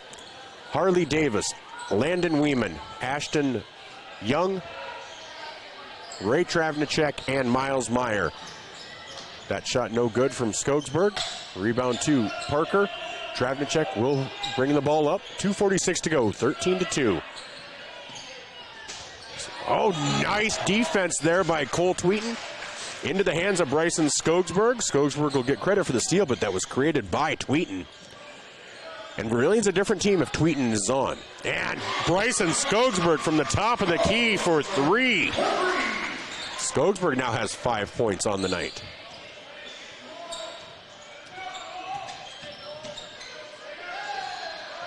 Short little jumper, no good. Rebound into the hands of Harley Davis. Travnicek up top.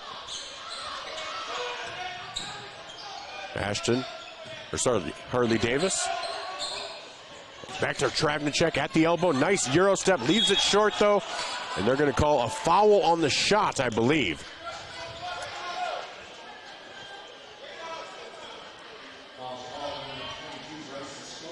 So that foul's on Skogsberg. That's his first personal, second team foul.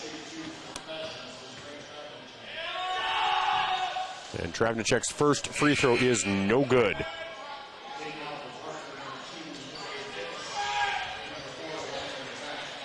So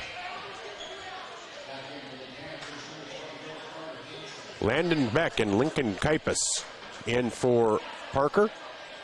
So it's now Ashton Young, Lincoln Kipus, Landon Beck, Ray Travnicek, and that second free throw is good, and Miles Meyer. So Travnicek now has his first points of the night.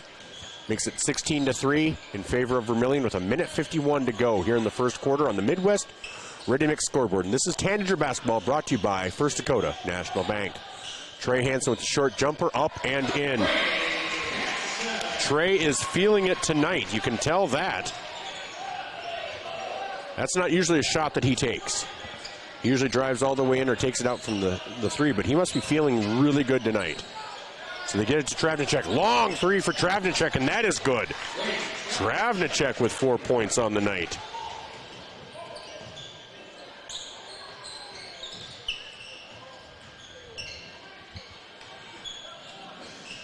Trey Hansen drives in, gets it out to Cole Tweeten, and Tweeten is going to be fouled by Miles Meyer on the shot. That'll be Meyer's first personal, third team foul.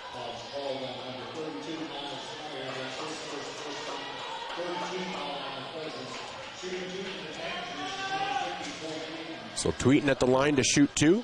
First free throw for Tweeten is up and good. Tweeten on the season, right at about 50%, just a shade under, but he's now raised that just a little bit with his first point tonight. 2 for 2. Tweeten feeling it. Good defense, 20-6. Vermilion leads with 1:05 to go on the Midwest Ready Mix scoreboard. Beck gets it off to Young. Young short jumper blocked by Tweeten, I believe. Rebounded by Trey Hansen. And that is going to be a foul on Parker on Travnicek. That'll be Travnicek's second personal here in the first quarter. So checking in, Carter Ross. Checking out, Ray Travnicek.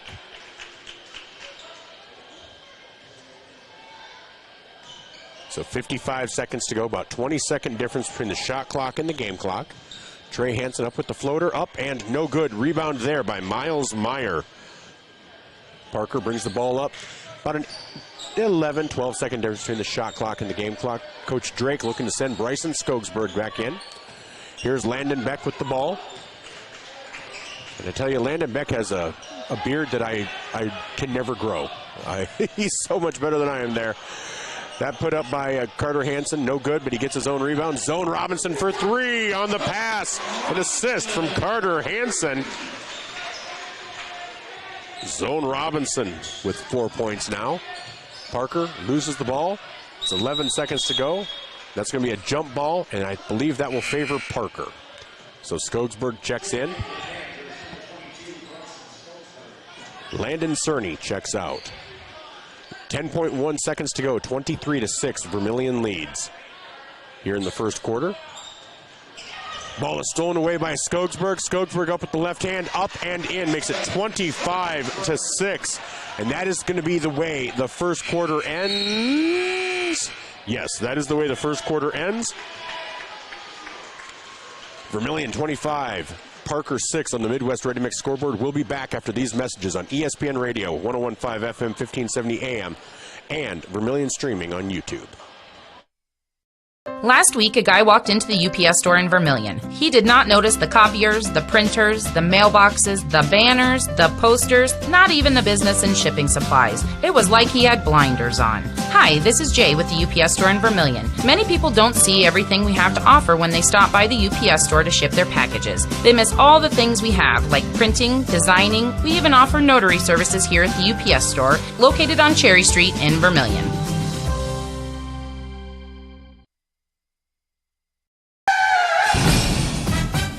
In a situation like this, the first thing you do, of course, is make sure everybody's okay. And then you're thinking, you better call your insurance person. No, just call Justin. At Vermilion Auto Works, you see Justin handles all the insurance claims and gives free quotes. Not everybody does the free quote thing anymore, you know. So call Justin at Vermilion Auto Works. He'll take care of the situation. Carrying WeatherTech, Rough Country, and Tuxedo. Vermilion Auto Works. Welcome back to Tanager Basketball, brought to you by First Dakota National Bank. I'm Michael Schumacher alongside Jen Ashley. After one, Vermilion leads 25-6. Carter Hansen, that three-pointer just off the mark. Rebound by number 4, Landon Beck. Beck up with the left hand, no good. Rebound there by Miles Meyer, and the putback is no good, but he is fouled on the shot, I believe.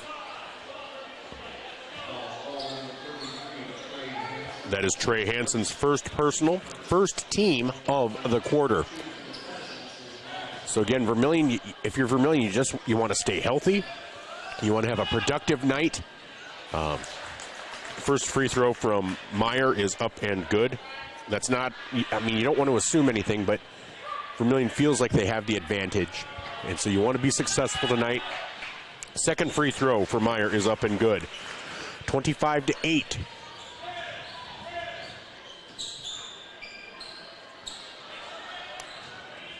So here's Skogsberg up with the left hand on the baseline, up and good.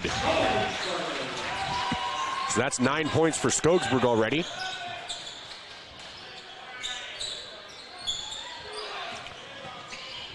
So here's Travnicek, long jumper, and that is good. Travnicek can hit from just about anywhere, it looks like.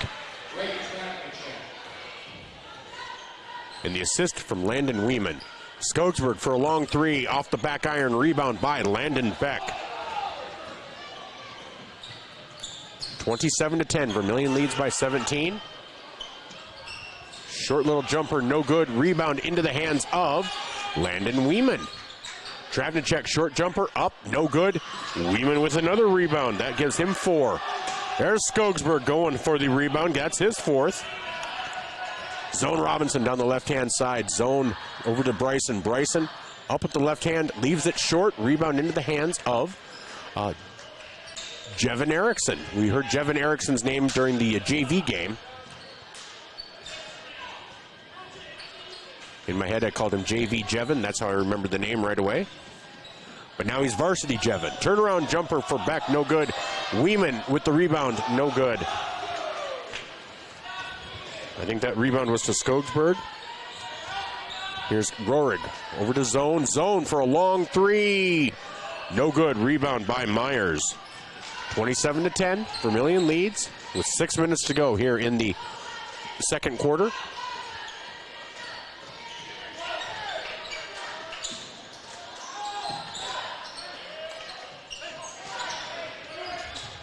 That ball is knocked out of bounds by Trey Hansen.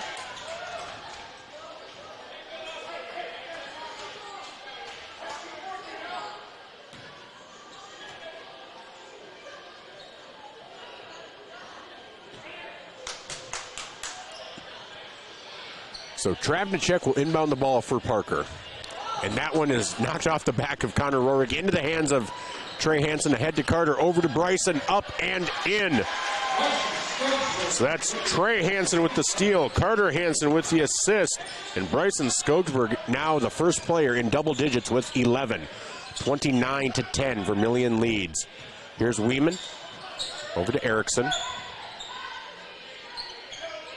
Travnicek, step back jumper, no good, but rebound by Weeman, no good. Rebound by Bryson Skogsberg. Ahead to Carter Hansen, that's Carter's first field goal. And that's going to be a 30-second timeout taken by Parker. We'll take one as well, brought to you by Murph's Appliance on Main Street in Vermilion. Serving their customers and locally owned and operated for over 20 years. That's Murph's Appliance.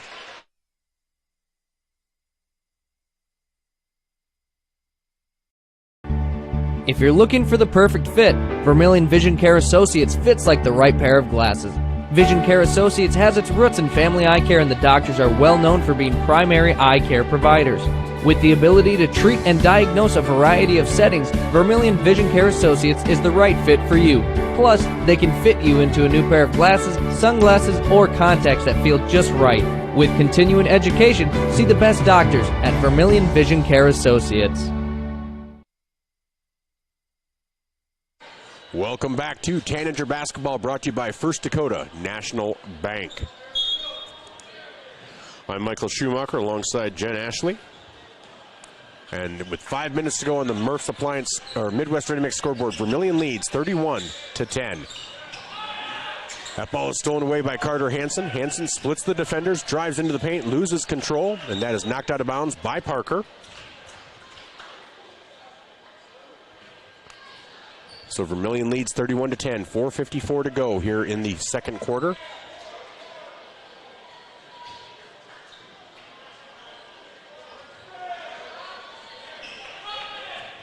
Zone Robinson, pull-up jumper is left short, rebound by Weeman.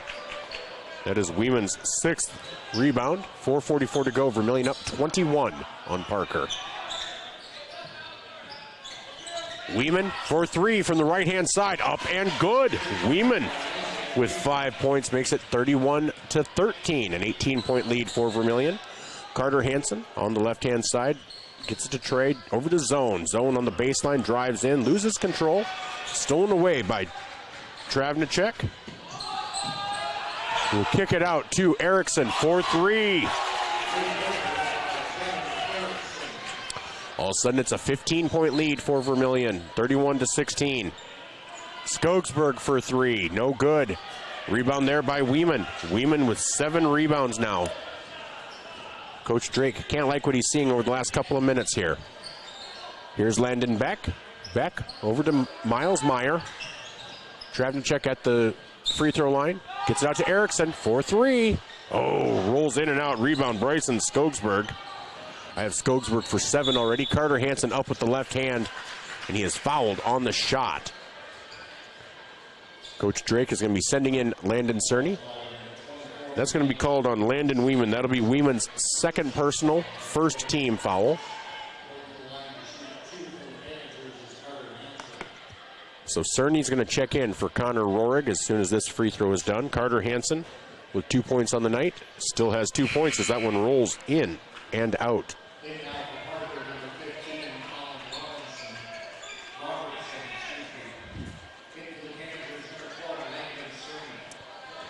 So out there for Parker, Ray Travnicek, Jevin Erickson, Colin Robertson, Miles Meyer, and Landon Weeman. Carter misses the 2nd free throw as well, and then misses the 3-point attempt on the rebound, and they're going to call Bryson Skogsberg out of bounds. So Carter misses both ends of that free throw shooting, and Carter is normally good, 75% from the free throw line. So Skogsberg with the steal, ahead to Zone Robinson. Robinson on the paint, up and no good. But Skogsberg with his 4th steal of the night. With 3:25 to go, 31-16. Vermilion leads by 15. That lead has been as big as 21. Zone Robinson goes to the line to shoot 2. That foul was on Weeman. That was Weeman's 3rd. Free throw by Zone, up and good. That gives him 6 points on the night. So checking in for Weeman is number 12, Harley Davis. And Zone Robinson hits both free throws. He's a 61% free throw shooter on the season. Travnicek out to Robertson. Robertson back over to Jevin Erickson. Erickson gets it back. And Robertson to Travnicek. Travnicek thought he was going to shoot there. Robertson pull-up jumper, no good. Rebound, Landon Cerny. 33-16, 3 minutes to go. Carter Hansen thought about the long 3, gave it off to Zone Robinson. Over to Cerny. Skogsberg, he'll drive the baseline. Gets it off to Trey Hansen for three. That is good. Trey Hansen with his first three-pointer of the night. Gives him 12 points on the night. And up and in for Miles Meyer.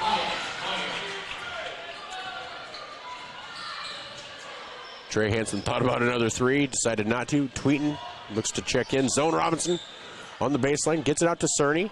Over to Carter. Carter for three. That's going to be just off. Rebound into the hands of number 15, Colin Robertson. Stolen away by Trey Hansen, but no good. So 2:08 to go. Vermilion up 36-18.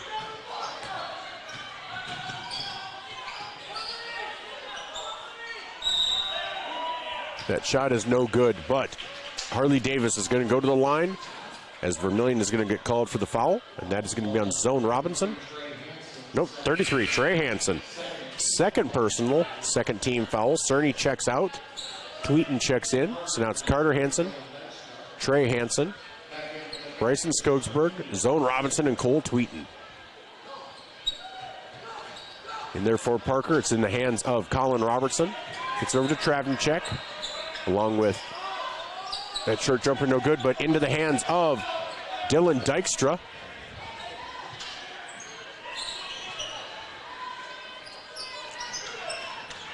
And Travnicek for three, and that is good. He can really just hit it from anywhere.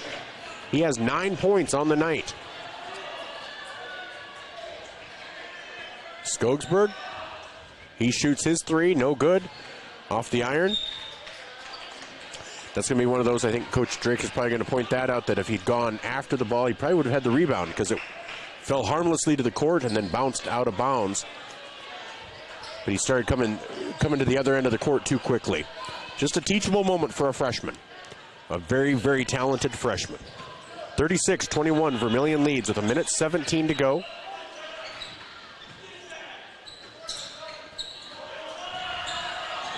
Ball on the floor, into the hands of Harley Davis.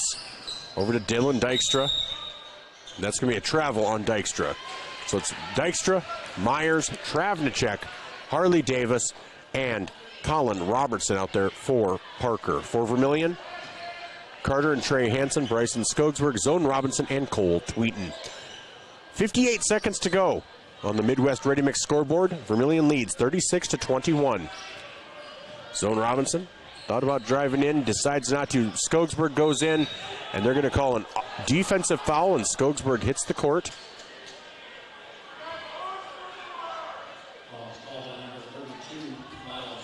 So that's going to be Miles Myers' second personal. Team's third of the quarter, but Skogsberg was fouled in the act of shooting.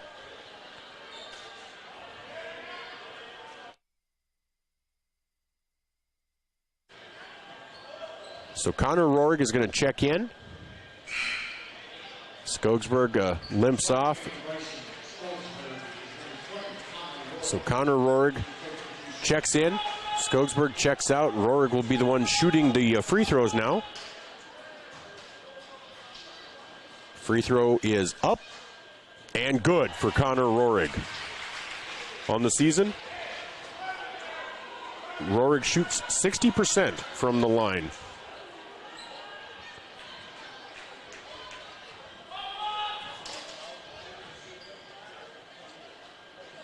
And here comes the second free throw, up and good for Connor Rohrig. He now has 4 points on the night.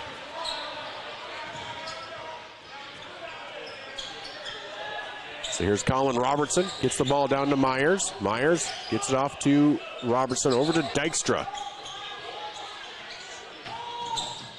Colin Robertson. Dykstra from the three-point line, guarded by Trey Hansen. Good ball movement from this Parker team. Myers can't handle the pass from Travnicek, but Travnicek gets it back. His shot hits front iron, but he follows his shot and is able to get the rebound. Zone Robinson guards Travnicek. Drive in, pull-up jumper from Travnicek, short. Rebound into the hands of Colin Robertson. Dylan Dykstra for three. No, off the back iron, rebound by Connor Rohrig, and that will be the way the first half ends On the Midwest Ready Mix scoreboard, Vermilion 38, Parker 21. We'll be back with the Carlson's Body Shop halftime show after these messages on ESPN Radio, 101.5 FM, 1570 AM, and Vermilion streaming on YouTube. Federal Credit Union, we believe in giving back to the community that supports us. That's why our employees make it a priority to volunteer their time and talents to make a difference. Whether it's improving local causes, fighting hunger, or supporting our local zoo, our team is dedicated to making a positive impact in the lives of those around us. We're more than just a financial institution. We're a part of the community, working together to make it a better place for everyone. Your community, your credit union. Voyage Federal Credit Union. Your invitation to thrive in Yankton, South Dakota. Nestled on the bluffs of the Missouri River, plenty of outdoor adventures are waiting. Whether you work remote or in a traditional office, we have a spot for you. Quality health care, diverse manufacturing, progressive school system, Mount Marty University, and so much more. Explore with family and friends. Let's thrive together. If you want somebody to come into your home and fix everything right the first time, look professional, act professional, treat you with respect, you got to call Kaylin's. When they come in, I feel that they want to be there. I feel that they want to help me. You know, they put on the little booties over their shoes. They had canvas from the garage door all the way down to walk on. They left the furnace room in the basement probably cleaner than it was when they came in. They just do customer service very well. I would recommend Kaylin's to anyone. Game without a crowd is just a scrimmage. A performance without an audience is just a rehearsal. Without your presence, high school sports and the performing arts aren't possible. Ensure that these essential extracurricular activities continue to enrich the lives of students in South Dakota. Purchase a ticket to your local high school's game or performance. This message presented by the SDHSAA.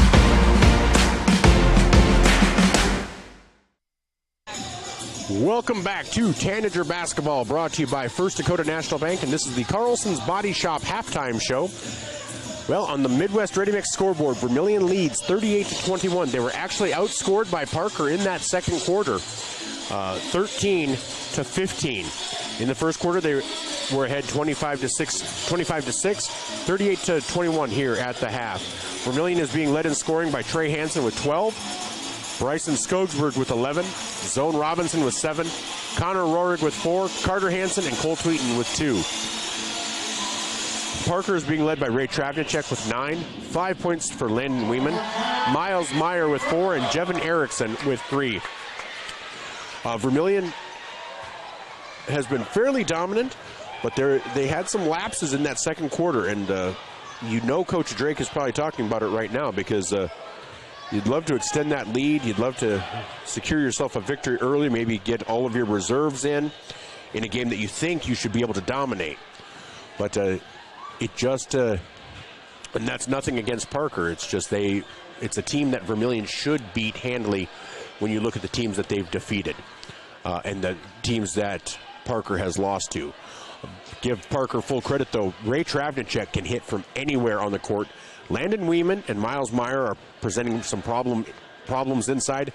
And Jevin Erickson, boy, that shot from 3 was awesome. So that is the way we stand here at the half. Will be Carlson's Body Shop halftime show. Again, on the Midwest Ready Mix scoreboard, Vermilion 38, Parker 21. We'll be back after these messages on ESPN Radio and Vermilion streaming on YouTube. Wanting a specialist without leaving town? We've got you covered. Our clinic offers specialists for the health and wellness of your family, from pediatricians to OBGYNs, plus primary care. You can find it all at Vermilion Medical Clinic. So much care, so close to home. Safe means you're sort of protecting yourself. My mom and dad told me how to be safe. It's like super duper important. Hold a grown-up's hands. Put a helmet on because you might hurt your head super duper bad. Protect their future by protecting yours with your local State Farm agent, Dick Sunday. Ready Mix and Equipment is your locally owned and operated ready mix company. The Oshkosh front discharge mixers allow for easy placement of concrete, and with the 6-wheel drive and low-range transfer case, they're nearly unstoppable. More of a do-it-yourself fan? Midwest Ready Mix and Equipment is teaming up with Clark's Reynolds in Yankton, bringing you a wide range of hand tools, mini excavators, skid steers, aerial lift equipment, and more to get the job done. Choose Midwest Ready Mix and Equipment for all your concrete needs, and Clark's Reynolds, your rental equipment headquarters.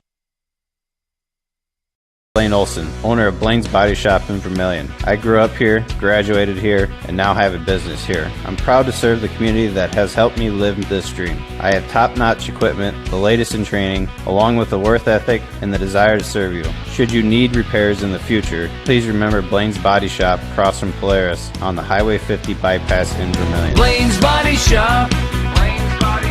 Automotive collision repair. Now online at blainesbodyshop.com.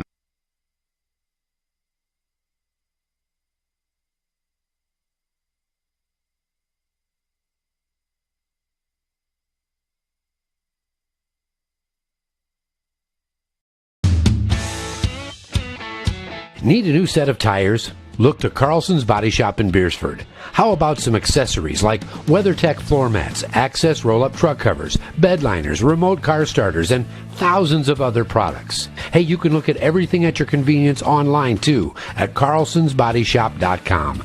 No wonder the song says, Bring it down to Carlson's Body Shop, your complete car care center. Welcome back to Tanager Basketball, brought to you by First Dakota National Bank. I'm Michael Schumacher alongside Jen Ashley. In that first quarter, just a couple of extra stats that we have from the official scorekeepers. Vermilion, from the field, shot 44%, 14 of 32, 25% from three, and 70% from the free throw line. They had 17 rebounds. Parker shot 23% from the field, 50% from three, 4 of 8. And 75% from the free throw line. They had 25 rebounds. That's something that Coach Drake is going to be able to talk about with his Tanager team. Elsewhere, across our platforms, Why Not Girls? Congratulations, you are going to state. They won 65-31 earlier tonight. That was in Ainsworth, brought to you by Joe Van Gore and Liz Marshall. And then in Crofton, the Crofton Lady Warriors won 58-42 over the Ord Chanticleers. So Crofton will also be going to state. Now we'll see how they are seeded and when they will be playing, but we will be heading down. That will be radio only. Nebraska does not allow video streaming of the state tournament, but we will be doing some radio broadcasting from down there. So congratulations to them. Now let's take a look around the state, brought to you by the Vermilion Medical Clinic.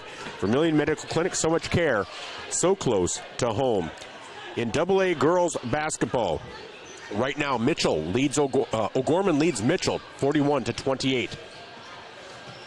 With 6 minutes to go in the fourth, Sioux Falls Jefferson leads Aberdeen Central 14-6 with 6 minutes to go in the second. Rapid City Central over Lincoln 19-5 after one period. Brookings leads Sturgis Brown 9-6 with 2 minutes to go in the first. Pierre leads Sioux Falls Roosevelt 14-2 with 3 minutes to go in the first. After one quarter, Yankton Gazelles over Spearfish 13-6. Yankton looking to solidify their SODAC 16 positioning. And then Sioux Falls Washington leads Rapid City Stevens with 1 minute to go in the first. And there are obviously no girls A or B action. In boys B, AA, Sioux Falls Jefferson leads Aberdeen Central at the half, 41-15. Harrisburg leads Watertown 27-17 at the half. Roosevelt over Riggs 37-31 at the half.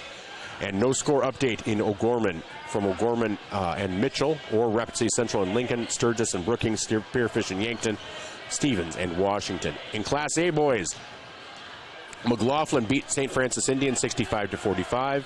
Wabash Summit leads Sioux Falls Lutheran 15-9 with 3 minutes to go in the second.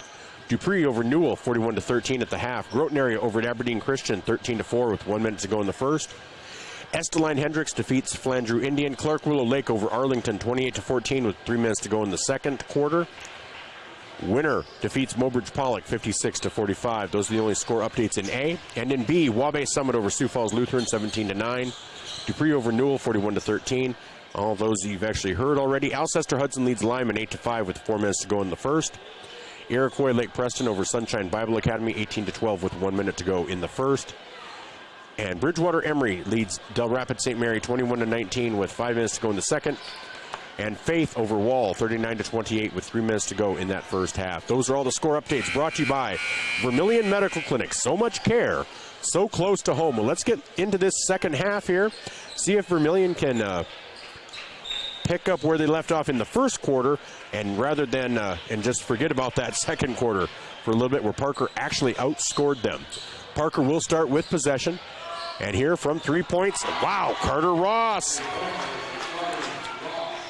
cuts that lead down to 38-24 for Vermilion. 7:43 to go. Zone Robinson over to Carter Hansen. Hansen to Rorig on the right-hand side. Same starting 5 for Vermilion. Zone Robinson for 3 off the back iron, no good, but Tweeten goes up after getting the rebound. Cannot connect on the shot, but is fouled in the act of shooting. And that foul is going to be on Landon Weeman. That is his 4th personal, and Weeman has been a monster on the boards for Parker, so that would be a big loss for them. So Tweeten, 2 for 2 from the line, shooting 2 more. First free throw is up and off the back iron, no good. So checking in for Parker, Colin Robertson, number 15, for Landon Weeman. Second free throw is up and good for Cole Tweeten. He has 3 points on 3 of 4 shooting from the line.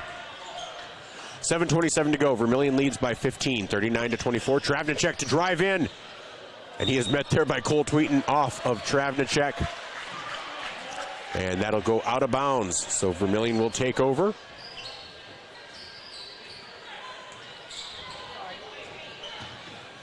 And here's Connor Rorig at the top of the key over to Carter Hansen.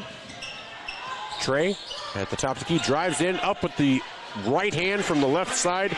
Up and good for Trey Hansen.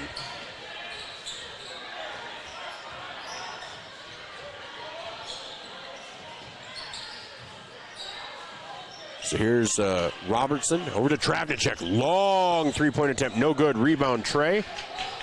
Trey will push the matter up, comes up across the center court over to Carter Hansen. Carter Hansen for 3, and that is good.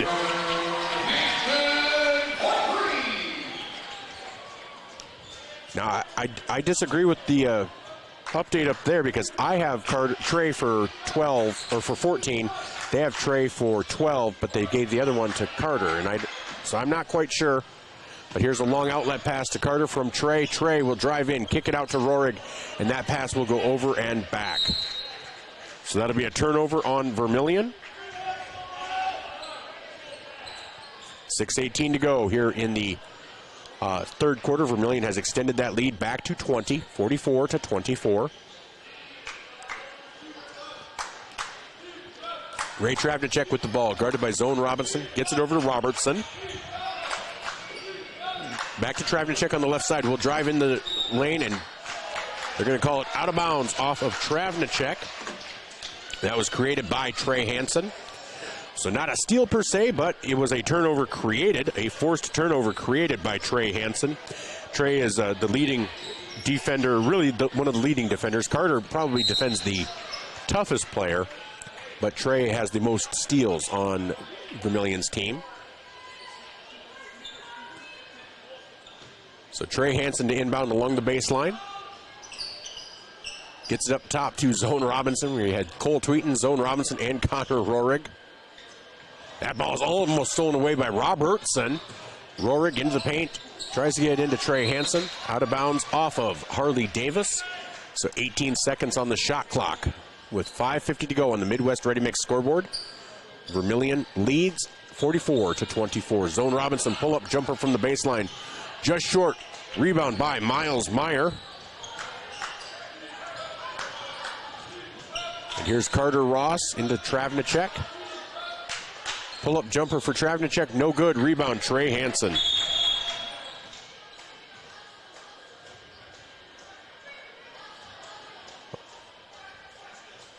Official does stop play just to check on Zone. Zone got an elbow, an accidental elbow from Travnicek.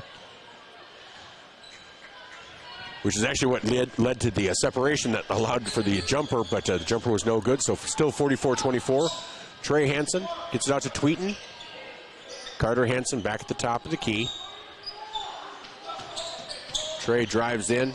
Cross-court pass to Carter. Carter drives in, up, and no good. And they're going to call an offensive foul on Carter Hansen.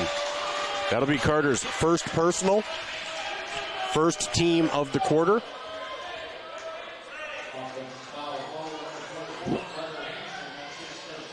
Carter doesn't agree. I don't know that there actually needed to be a foul called there.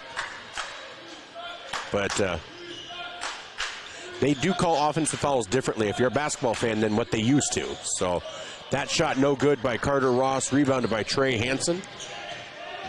That's Trey's 6th rebound. Out to Carter. Carter drives in, up, and no good. Rebound Tweeten, and Tweeten is fouled on the putback. Shot doesn't go, but Tweeten will go to the line to shoot 2 more.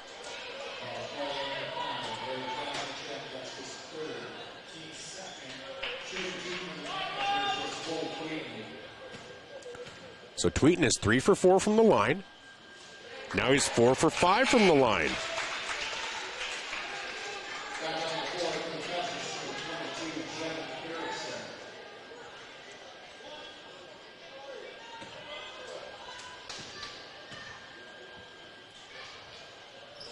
That one is short.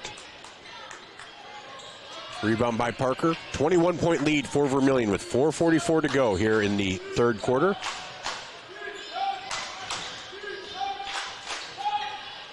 That shot is up and good from Travnicek. Travnicek is the first Parker Pheasant in double figures. He now has 11. Here's Connor Rohrig. Gets back to Carter Hansen. Vermilion just looking to extend that lead. That ball is swatted away by Miles Meyer. Out of bounds off of Parker, though. Dylan Dykstra checks in. Harley Davis checks out, so out there for Parker right now. Travnicek, Jevin Erickson, Colin Robertson, Miles Meyer, and Dylan Dykstra for Vermilion. Same starting 5, except Cole Tweeten in for Bryson Skogsberg. Skogsberg hasn't been back out there, I don't believe, in this quarter since he went out injured late in the 2nd quarter. So, Zone Robinson just hit a shot from the field. There's a rebound by Carter Hansen.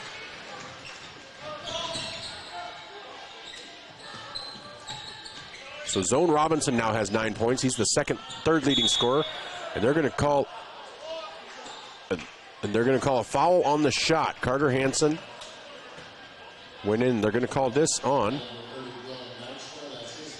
Dylan Dykstra, number 30. That's his first personal. 3rd team. Carter Hansen will go to the line to shoot 2.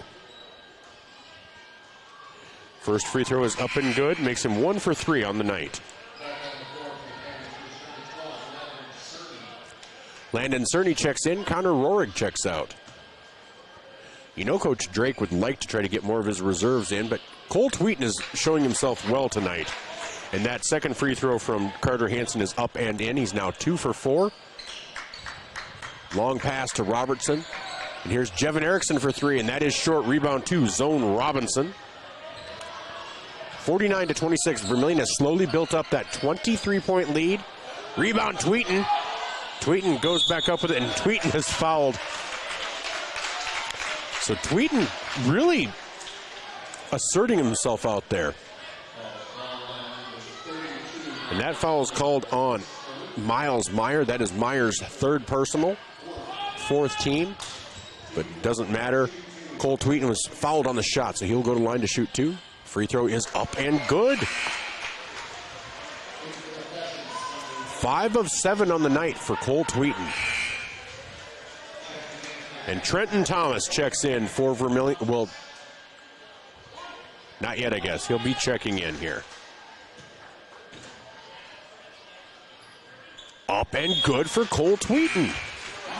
6 of 8 on the night for Tweeten from the free throw line. He checks out. Trenton Thomas checks in. Like I said, Cole Tweeten was a 46% free throw shooter coming into this night. So Cole Tweeten making his presence known. And those are all coming off of rebounds. Ray Travnicek, pull-up jumper, no good. Rebound into the hands of Landon Cerny. And Trey Hansen is going to be fouled on the shot as he drives. Vermilion up 51-26.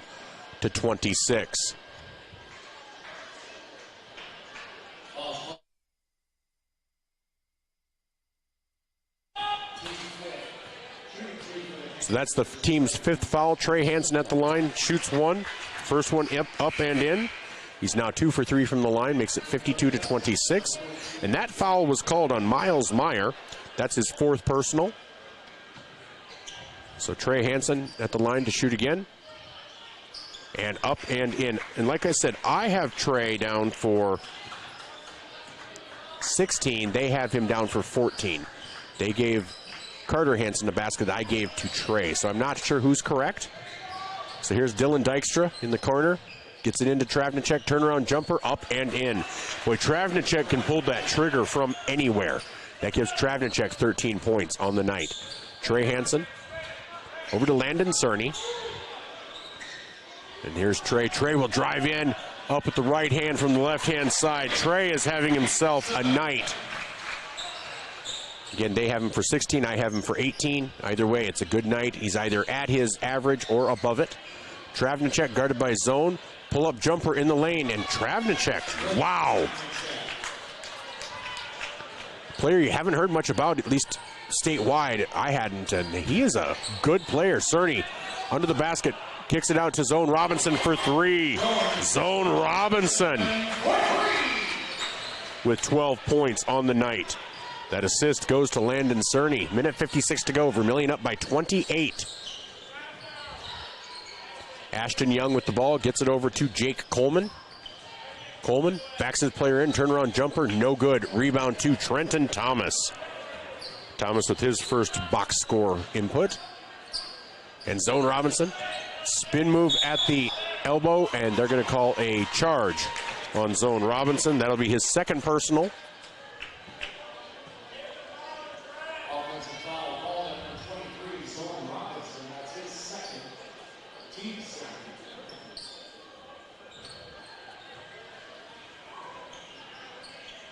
So here's Ray Travnicek bringing the ball up. Minute 32 to go. 58-30. Vermilion leads by 28. 30 is the magic number to get running clock, if that's what Vermilion was hoping. Here's Dylan Dykstra, guarded by Trenton Thomas. You know Coach Drake would like to get some reserve, some action. Here's Connor Rorig coming in. He's already gone 3 deep on his bench. Here's Ashton Young over to Travnicek. Long 3, and that is good. Nothing you can do if you're Zone Robinson.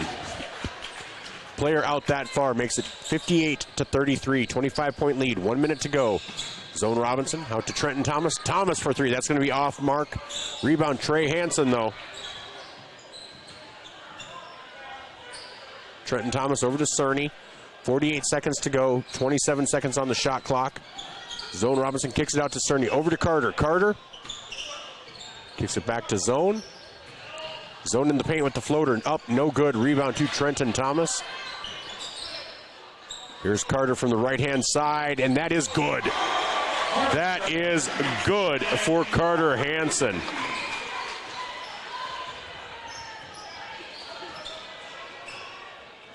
Again, they have Carter now down for 12. I have him for 10.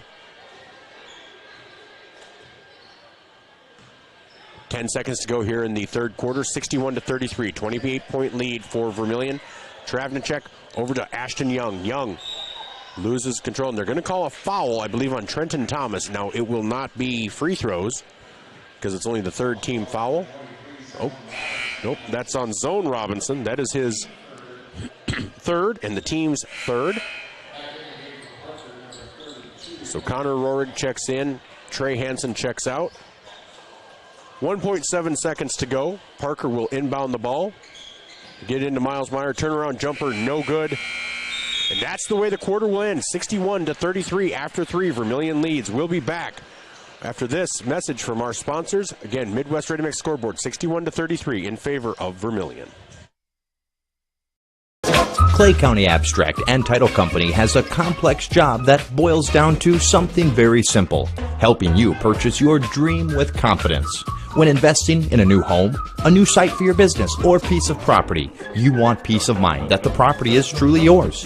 Clay County Abstract and Title Company has been doing just that since 1946. Clay County Abstract and Title Company, proud supporters of Vermilion activities and proud to be a part of your dreams come true. Whether you're in the market to purchase a new home for your family, you want to sell your existing home, or you're a student looking to rent an apartment, Dakota Realty and Property Management can fit your needs. Being locally owned and with over 150 years of combined experience, they are the experts at helping you find your new home. Go to Dakota Realty and Property Management because they like what they do. Dakota Realty is a proud supporter of Vermilion Athletics. Dakota Realty and Property Management, located at 125 East Cherry Street, Vermilion. Welcome back to Tanager Basketball, brought to you by First Dakota National Bank. My name is Michael Schumacher, alongside Jen Ashley. The Vermilion Tanagers lead after 3, 61-33. In that quarter, they outscored Parker 23-12. There's a three-pointer for Zone Robinson, and that puts it over the 30-point mark. It will be running clock for the rest of the game, unless Parker can cut it to a certain deficit. I need to see that, but it tends not to happen. Here is Carter Ross over to Travnicek. That shot is short. Rebound by Trey Hansen. Trey Hansen with 8 rebounds on the night, according to my book. Zone Robinson for 3 again. Zone Robinson, his 4th three-pointer. 18 points on the night for Zone Robinson. Nice drive by Landon Beck, unable to complete, but rebound to Landon Weeman. That is his 8th rebound, and his putback gives him 7 points on the night. That ball is out of bounds off of Parker. 7:04 to go. Vermilion leads 67-35. Now coming in, Cade Roovers for Trey Hansen.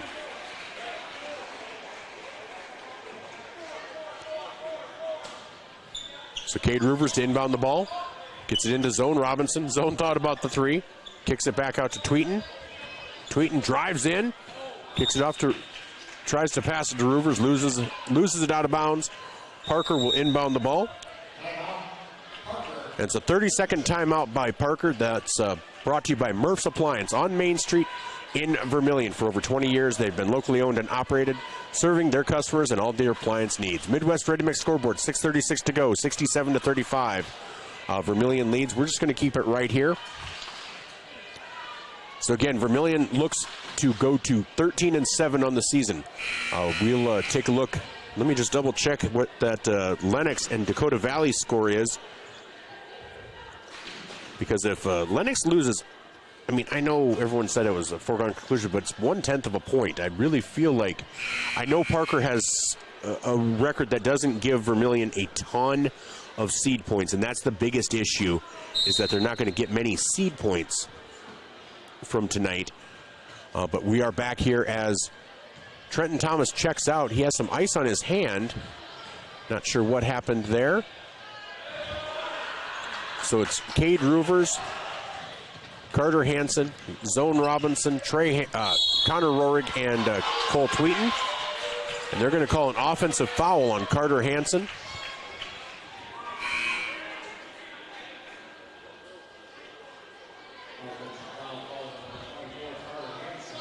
It's Carter's second personal. He checks out. Gabe Larson checks in.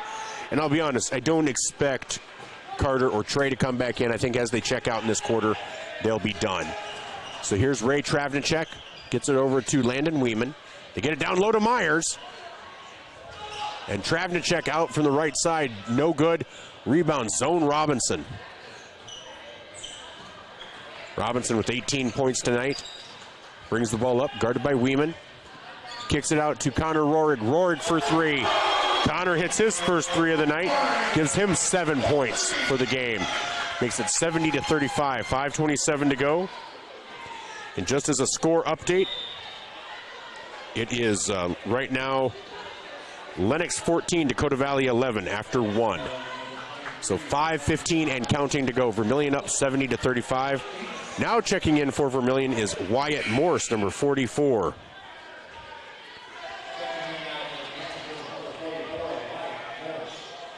Checking in for Zone. I think Zone's like, hey, I'd like to try to get to 20. Here's Carter Ross. Ray Travnicek for 3, and that is good. Ray Travnicek hitting from everywhere. That'll give him 21 points. Parker emptying the bench now. So we'll let you know as they come in. Does look like it's going to be Jack Wilkes, Ashton Young. Here's Rohrig. Over to Tweeten. Tweeten, long jumper, no good. Rebound by Landon Beck. Beck brings the ball up, 4.5 minutes to go, guarded by Roovers. Gets it over to Travnicek. Travnicek for 3, and that is good again. Travnicek hits his 5th three-pointer of the night. Gives him 24 points. Here's Gabe Larson. Larson, he'll pull up for the 3, and that is good. Gabe Larson hits his three-pointer. Makes it 73-21, and here's going to be a quick timeout for a substitution. 30-second timeout. We'll just keep it here, but this timeout brought to you by Murph's Appliance. On Main Street in Vermilion for over 20 years, Vermilion Murph's Appliance has provided Vermilion customers with all their appliance needs. Sorry, I said 35 as Carson Preister checks in for Vermilion. Connor Rohrig checks out. So out there for Vermilion, you have Cade Roovers, Carson Preister, Gabe Larson, Hunter or Wyatt Morse, and Cole Tweeten. Steal by Gabe Larson, drives in, kicks it off to Preister.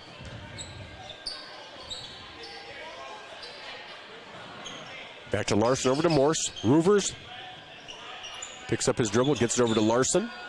Morse for 3, no good. Rebound by Tweeten, and Tweeten has fouled on the shot. That is Tweeten's 4th rebound at least. Right now he has 6 points on the night. Foul is on number 23, Jack Wilkes. Nope, number 12, I'm sorry, number 12. I didn't think Wilkes was in there yet. Harley Davis with his first. That free throw is no good. Oh, it was good. I'm sorry. I thought it rolled off. And that one's no good. All right. So Cole is 7 of 10 from the line tonight.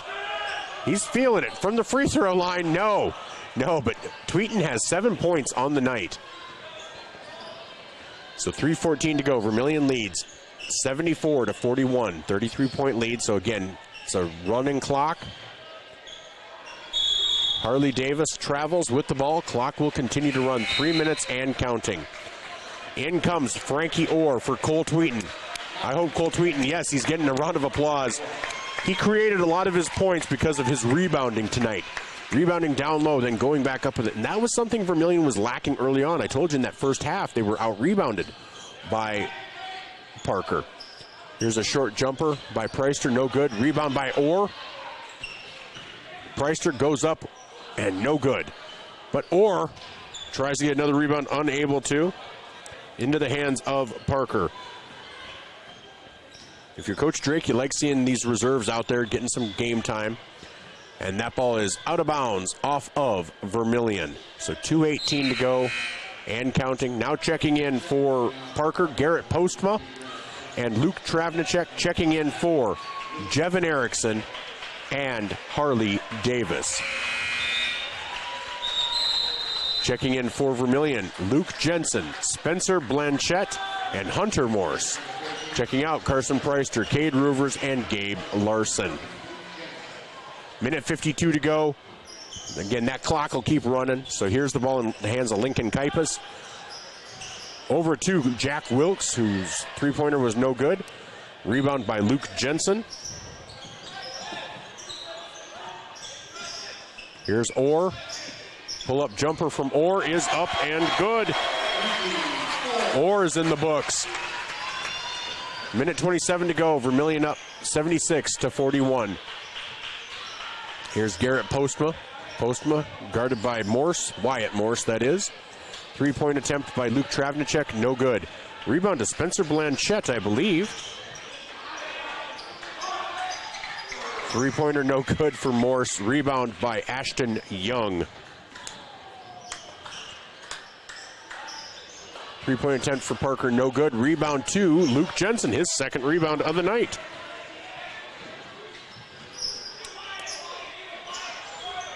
Jensen from straight on for three, no good. Rebound Postma, 46 seconds to go.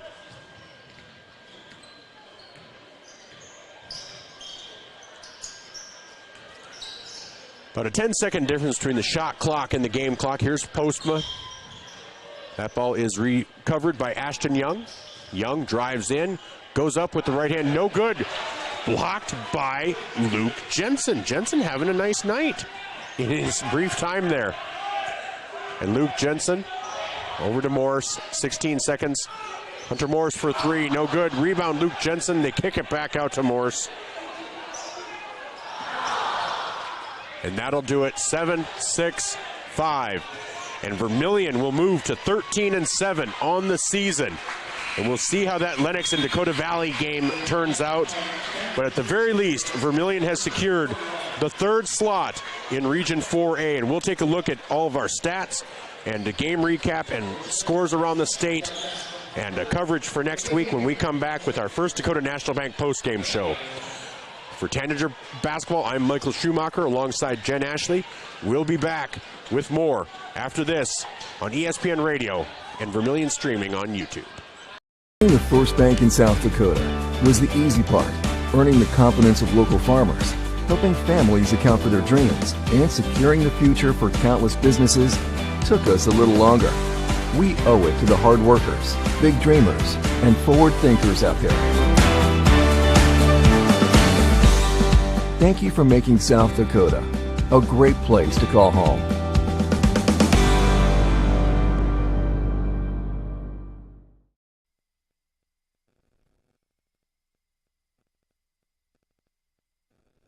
Digital Solutions started small, but now we're growing as FDS provides live streaming coverage for over 20 schools across 3 different states on our Fuller Digital Solutions YouTube channel. Subscribe to get notified when we go live for your school events. Big events are captured live, and your business can get noticed with advertising during our live streams. Local talent and camera operators are encouraged to contact us too. For future employment, no experience necessary, we will train. For information about advertising or working with Fuller Digital Solutions, email us and follow us on Facebook. Interior technicians. I'm ready for my big role, Jerry. What do you mean? You said I'd be in your next 30 commercials. No. I said Intech has over 30 years of commercial cleaning experience. You know, like offices, so they can ensure happy visitors and a healthy workforce. So the shoot's in an office? I can make that work. Oh my goodness. When you need it clean, call the Intech team.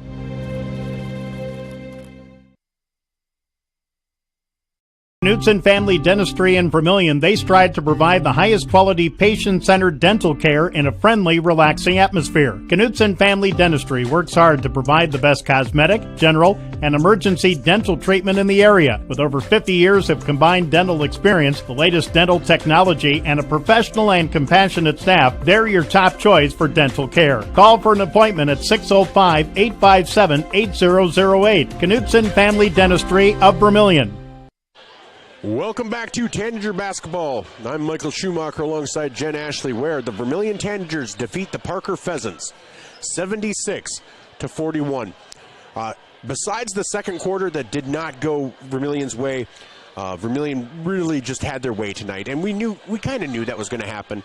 Even talking to Coach Moran, he's really just building for the future, and you could see it. There's a lot of talent out there. This team is going to develop. This team is going to get better, and they'll be more competitive in years to come. As you mentioned, their JV and their C teams are more competitive. They were 11-7 on the season for the JV, 7-3 for C team coming into today. So, stats on the game. First, for Parker, they were led of their 41 points, 24 came at the hands of Ray Travnicek. He was able to pull from just about everywhere, pull up, drive, pull up jumpers, three-pointers. He ended up with 5 3-pointers, went to the line once. He hit 4 from the field. He had 24 points, followed by Landon Weeman with 7, Miles Meyer with 4, Jevin Erickson with 3, and Carter Ross with 3. For Vermilion, I have Trey Hansen for 18. I think they have him for 16. Zone Robinson had 18. Bryson Skogsberg had 11. We did not see Bryson in the second half. Hopefully his leg isn't too bad. It looks like he might have been hurt his left leg. Might have just been precautionary since he probably wasn't needed too much. And then Carter Hansen had 10, 7 for Connor Rohrig, 7 for Cole Tweeten, all from the free throw line, all created by his rebounding. And then Gabe Larson with a 3 and Frankie Orr with 2. 76-41, Vermilion comes out on top. For these Parker Pheasants, they will face Dakota Valley.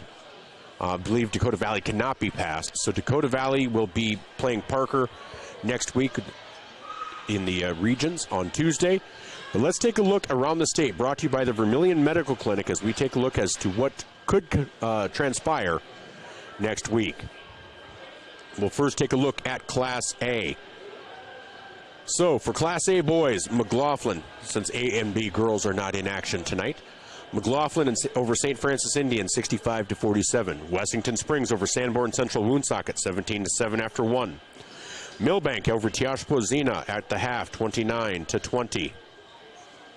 Dupree over Newell, that's a final, 66-24. Stanley County leads Little Wound, 21-14 at the half. Esteline Hendricks defeats Flandreau Indian, 86-14. Wabash Summit over Sioux Falls Lutheran, 42-17. 1 minute to go in the third there. Groton area leads Aberdeen Christian at the half, 33-23. Florence Henry leads Webster area, 37-24 at the half. Hanson leads Mitchell Christian, 37-28 at the half. Clark Willow Lake leads Arlington, 54-19 after 3. Sioux Falls Christian leads Tri-Valley by 15 at the half. Viborg Hurley leads Madison 11-3 with 3 minutes to go in the first. Dakota Valley has pulled ahead of Lennox 27-24 with 2 minutes to go in the second. Vermilion, of course, defeats Parker, as we all saw that. And I'm just going to double check on that Dakota Valley Lennox game just to make sure that they're keeping up, because they had Vermilion still at 38-21 at the half. So let's take a look at that Dakota Valley.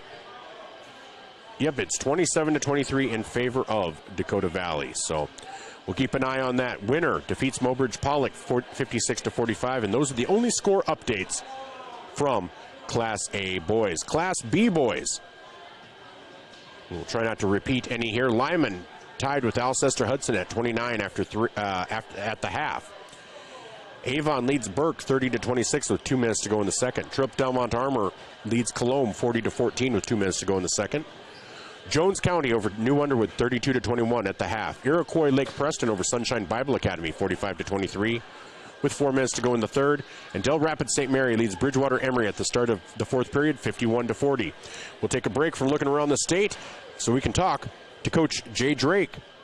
Coach, how you doing? Yeah, obviously nice way to end the regular season here. Did some nice things as a whole. Anytime you can get everyone in the basketball game, all 16 guys, that's nice as well. And got out of here with the 13th win in the regular season, and hopefully we can build off of it going into next week. Well, and the team did a lot. The first player I want to mention, Cole Tweeten. I mean, he went to the line. Came in shooting 46% from the line, went 7 of 10. All of those created because of his rebounding. What kind of weapon does Cole? What kind of dynamic does Cole create for you guys if he's able to perform like that on a nightly basis? It just creates something different for you. Yeah, it's really it's one of those things we were talking as coaches. It is what it is, right? But it's kind of like it's all here the second half of the season, more so in practice. Really, you're starting to see things click. For him, and he's kind of grasping things, and more than anything, we just said the other day we wish that kid was a junior, because he just needs game experience. And yet, in the situation we're in, your matchups, fighting every night, you're still trying to gain consistency out of that. It's one of those kids. One more year of just, if he was a junior and could play JV minutes and play a lot of minutes, and then you can spot him, he'd be ready. But he's done some nice things. Really had a nice stretch tonight. Did a good job. We've said all year he gives us just a little different look, just to have some size in there and be able to protect the paint and the basket some on the defensive end. He's moving his feet well. And, stepped up at the free throw line. And we told him, he didn't get in the game the other night against Canton, and it's not like he's been playing a lot of minutes lately, but, each spot 3, 4, 5 minutes, maybe 6 to 8 on a certain night. Canton, just the way the game went in the situation, there really wasn't a spot to get in there. We just told him the other day in practice, not just tonight, because you never know. When your number's called, you got to be ready to go. But, going into the postseason now and next week and having to play the Fornia kid from EPJ, who's a big body, he's got to be ready at any point. And he did some really nice things tonight that hopefully he built some confidence from it and be ready to go Tuesday night. Well, and he really did it at the right time. At the half, they had out-rebounded you 25-7, I believe. Well, and he really hit the boards hard. In his limited time, he pulled down 5, 6, 7 rebounds. He was just there at the right moment at the right time. And then teams seemed to, kind of ebbed in that second quarter. Parker actually outscored you guys. But coming out of the second half, or out of halftime, really seemed like they were very focused.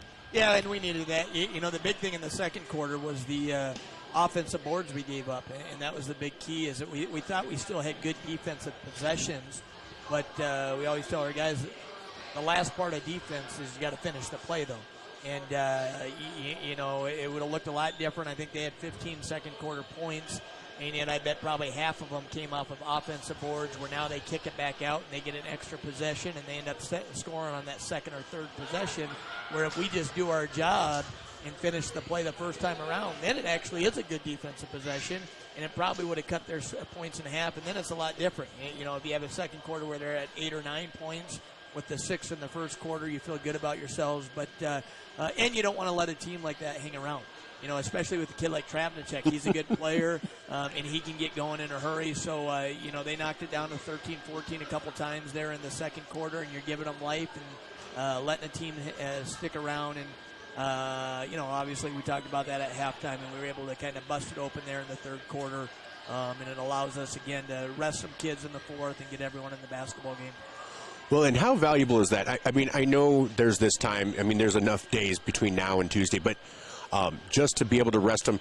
And, I'm not sure what happened with Bryson, but to not need to try to play him in the second half. Yeah, it was one of those. He got bumped, kind of took a thing on the knee down there. And the biggest thing, he could have came back in. And yet one of those things, you put a little ice on it at halftime, and once you get ice on it, you might as well not mess with it. He's a competitor, though. He wanted to come back in, and he came. He started cold in the second half, but he came down right away at about the couple minutes into the third quarter, and said, "I'm good." And I said, "Well, I'm going to have to hear that from Amy Richardson, our trainer," and she gave him. He was cleared. But, we talked it over as coaches, too. At the time, it's a 20-point game, and there's not much you gain in that situation. So, and even in you want to try to get some rhythm and some confidence and do some positive things in this game going into the postseason.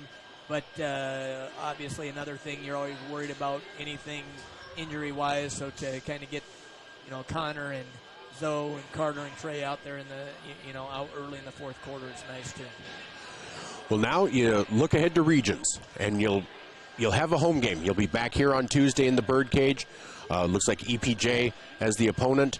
What's the game plan over the next 3 days? Yeah, we'll come in tomorrow morning, practice, Sunday afternoon, same thing, and then obviously Monday. But a lot of it's a mental side of things. We played pretty well the first time around. We won 71-54, but we got to understand that, I think EPJ is a lot better basketball team than they were a month and a half ago. They're playing good basketball. A few weeks ago, they lost a 3-point game at home to Lennox. Their last game here in the regular season on Monday when we were at Canton, they played West Central at home, beat them by like 15 or 17, and they led 26-11 after the first quarter and really jumped on them. We've talked about it in the past. This is a group of seniors. They ended our season last year, but this senior group, they all played multiple sports. They won a state football title a year ago. They were in the state championship game and just came up just barely short on Hot Springs of winning back-to-back. Got fourth place and played in the state semis in basketball last year. These kids were all part of that. And our guys got to understand in postseason basketball, things can go in a hurry. And you got to be ready to go, and we've got to embrace the fact that it's going to be a 32-minute grind. Both ends of the floor. There's going to be swings here and there. You got to play through a little adversity. Got to be able to keep your poise, your composure, and stuff. And if you do all that, all we can guarantee is that you probably have a chance in the fourth quarter. You can't even, you wish you'd say, hey, you do all that right, you're going to be fine, and you're going to win the basketball game. But in a matchup like this with them, two pretty even teams, to be quite honest, and like anything, if you do all those things, you put yourself in a position where you have a chance to win in the fourth, and then it comes down to making some key stops, making some key plays on the offensive end, taking care of the basketball, and hopefully finishing the game off. All right, well, Coach, congratulations on the win. Congratulations on getting a home game in Regions. Look forward to the broadcast on Tuesday, and thanks so much for coming up and talking to us. Really appreciate it, and you have yourself a great night and a great weekend. All right, thanks a lot, Mike. Hey, thank you. That was Coach Jay Drake of the Vermilion Tanagers. We're going to take a quick look around the state. Finished kind of taking a look around the state. We've kind of kept you for a little while, but great win tonight for these Tanagers, 76-41. Let's keep looking at Class B boys action. Again, Avon over Burke, Trip Delmont Armour over Colombe, Jones County over New Underwood, Iroquois Lake Preston over Sunshine Bible Academy. Viborg Hurley leads Madison 20-10 with 6 minutes to go in the second. Faith leads Wall 61-48. Leola Frederick over Ipswich at the half 32-17. Hitchcock Tulare over Northwestern 35-22. And Timberlake leads Potter County 25-24. Let's look at AA girls action. O'Gorman defeats number 1 O'Gorman defeats number 2 Mitchell 51-35. Now, barring some sort of horrific accident, O'Gorman, boy, they almost look unstoppable in that AA girls action. Sioux Falls Jefferson leads Aberdeen Central with 1 minute to go, 56-25. Rapid City Central leads Sioux Falls Lincoln, 58-29. Brookings over Sturgis Brown, 48-14 with 1 minute to go in the third. The Bucks and Gazelles will be playing Sturgis tomorrow. Pierre leads Sioux Falls Roosevelt heading into the fourth, 44-28. Spearfish leads Yankton 57-34. 5 minutes to go in the fourth. Looks like the Gazelles will fall to Spearfish. Now, Spearfish is receiving votes. They're a very good team. They're 12-6 on the season, I believe. And then Rapid City Stevens leads Sioux Falls Washington 38-31 with 1 minute to go in the third. And if we look at AA boys, Sioux Falls Roosevelt leads Pierre 68-61. Harrisburg leads Watertown, defeats Watertown. Roosevelt defeats Pierre 68-61. Harrisburg defeats Watertown 53-37. Jefferson defeats Central 65-34. O'Gorman leads Mitchell 9-6 with 4 minutes to go in the first. And no score update for any of the other AA games. Well, that's going to do it for us tonight. For Jen Ashley, I'm Michael Schumacher. This has been Tanager Basketball on ESPN Radio, 101.5 FM, 1570 AM KVTK, Vermilion and Yankton. The Vermilion Tanagers win by a score of 76-41. They will now play, it looks like EPJ on Tuesday, but we will be giving you that information as when it's guaranteed, when it's confirmed. And we'll know all of that. You can listen to At the Mic on Monday from 7 until 9. We'll be discussing all of the SODAC, all of the region action, and throughout the state, and the SODAC 16 coming up for the girls next week. So we will be discussing all of that. But again, that will do it for us. For Jen Ashley, I'm Michael Schumacher here on ESPN Radio and Vermilion Streaming. You have yourselves a great night.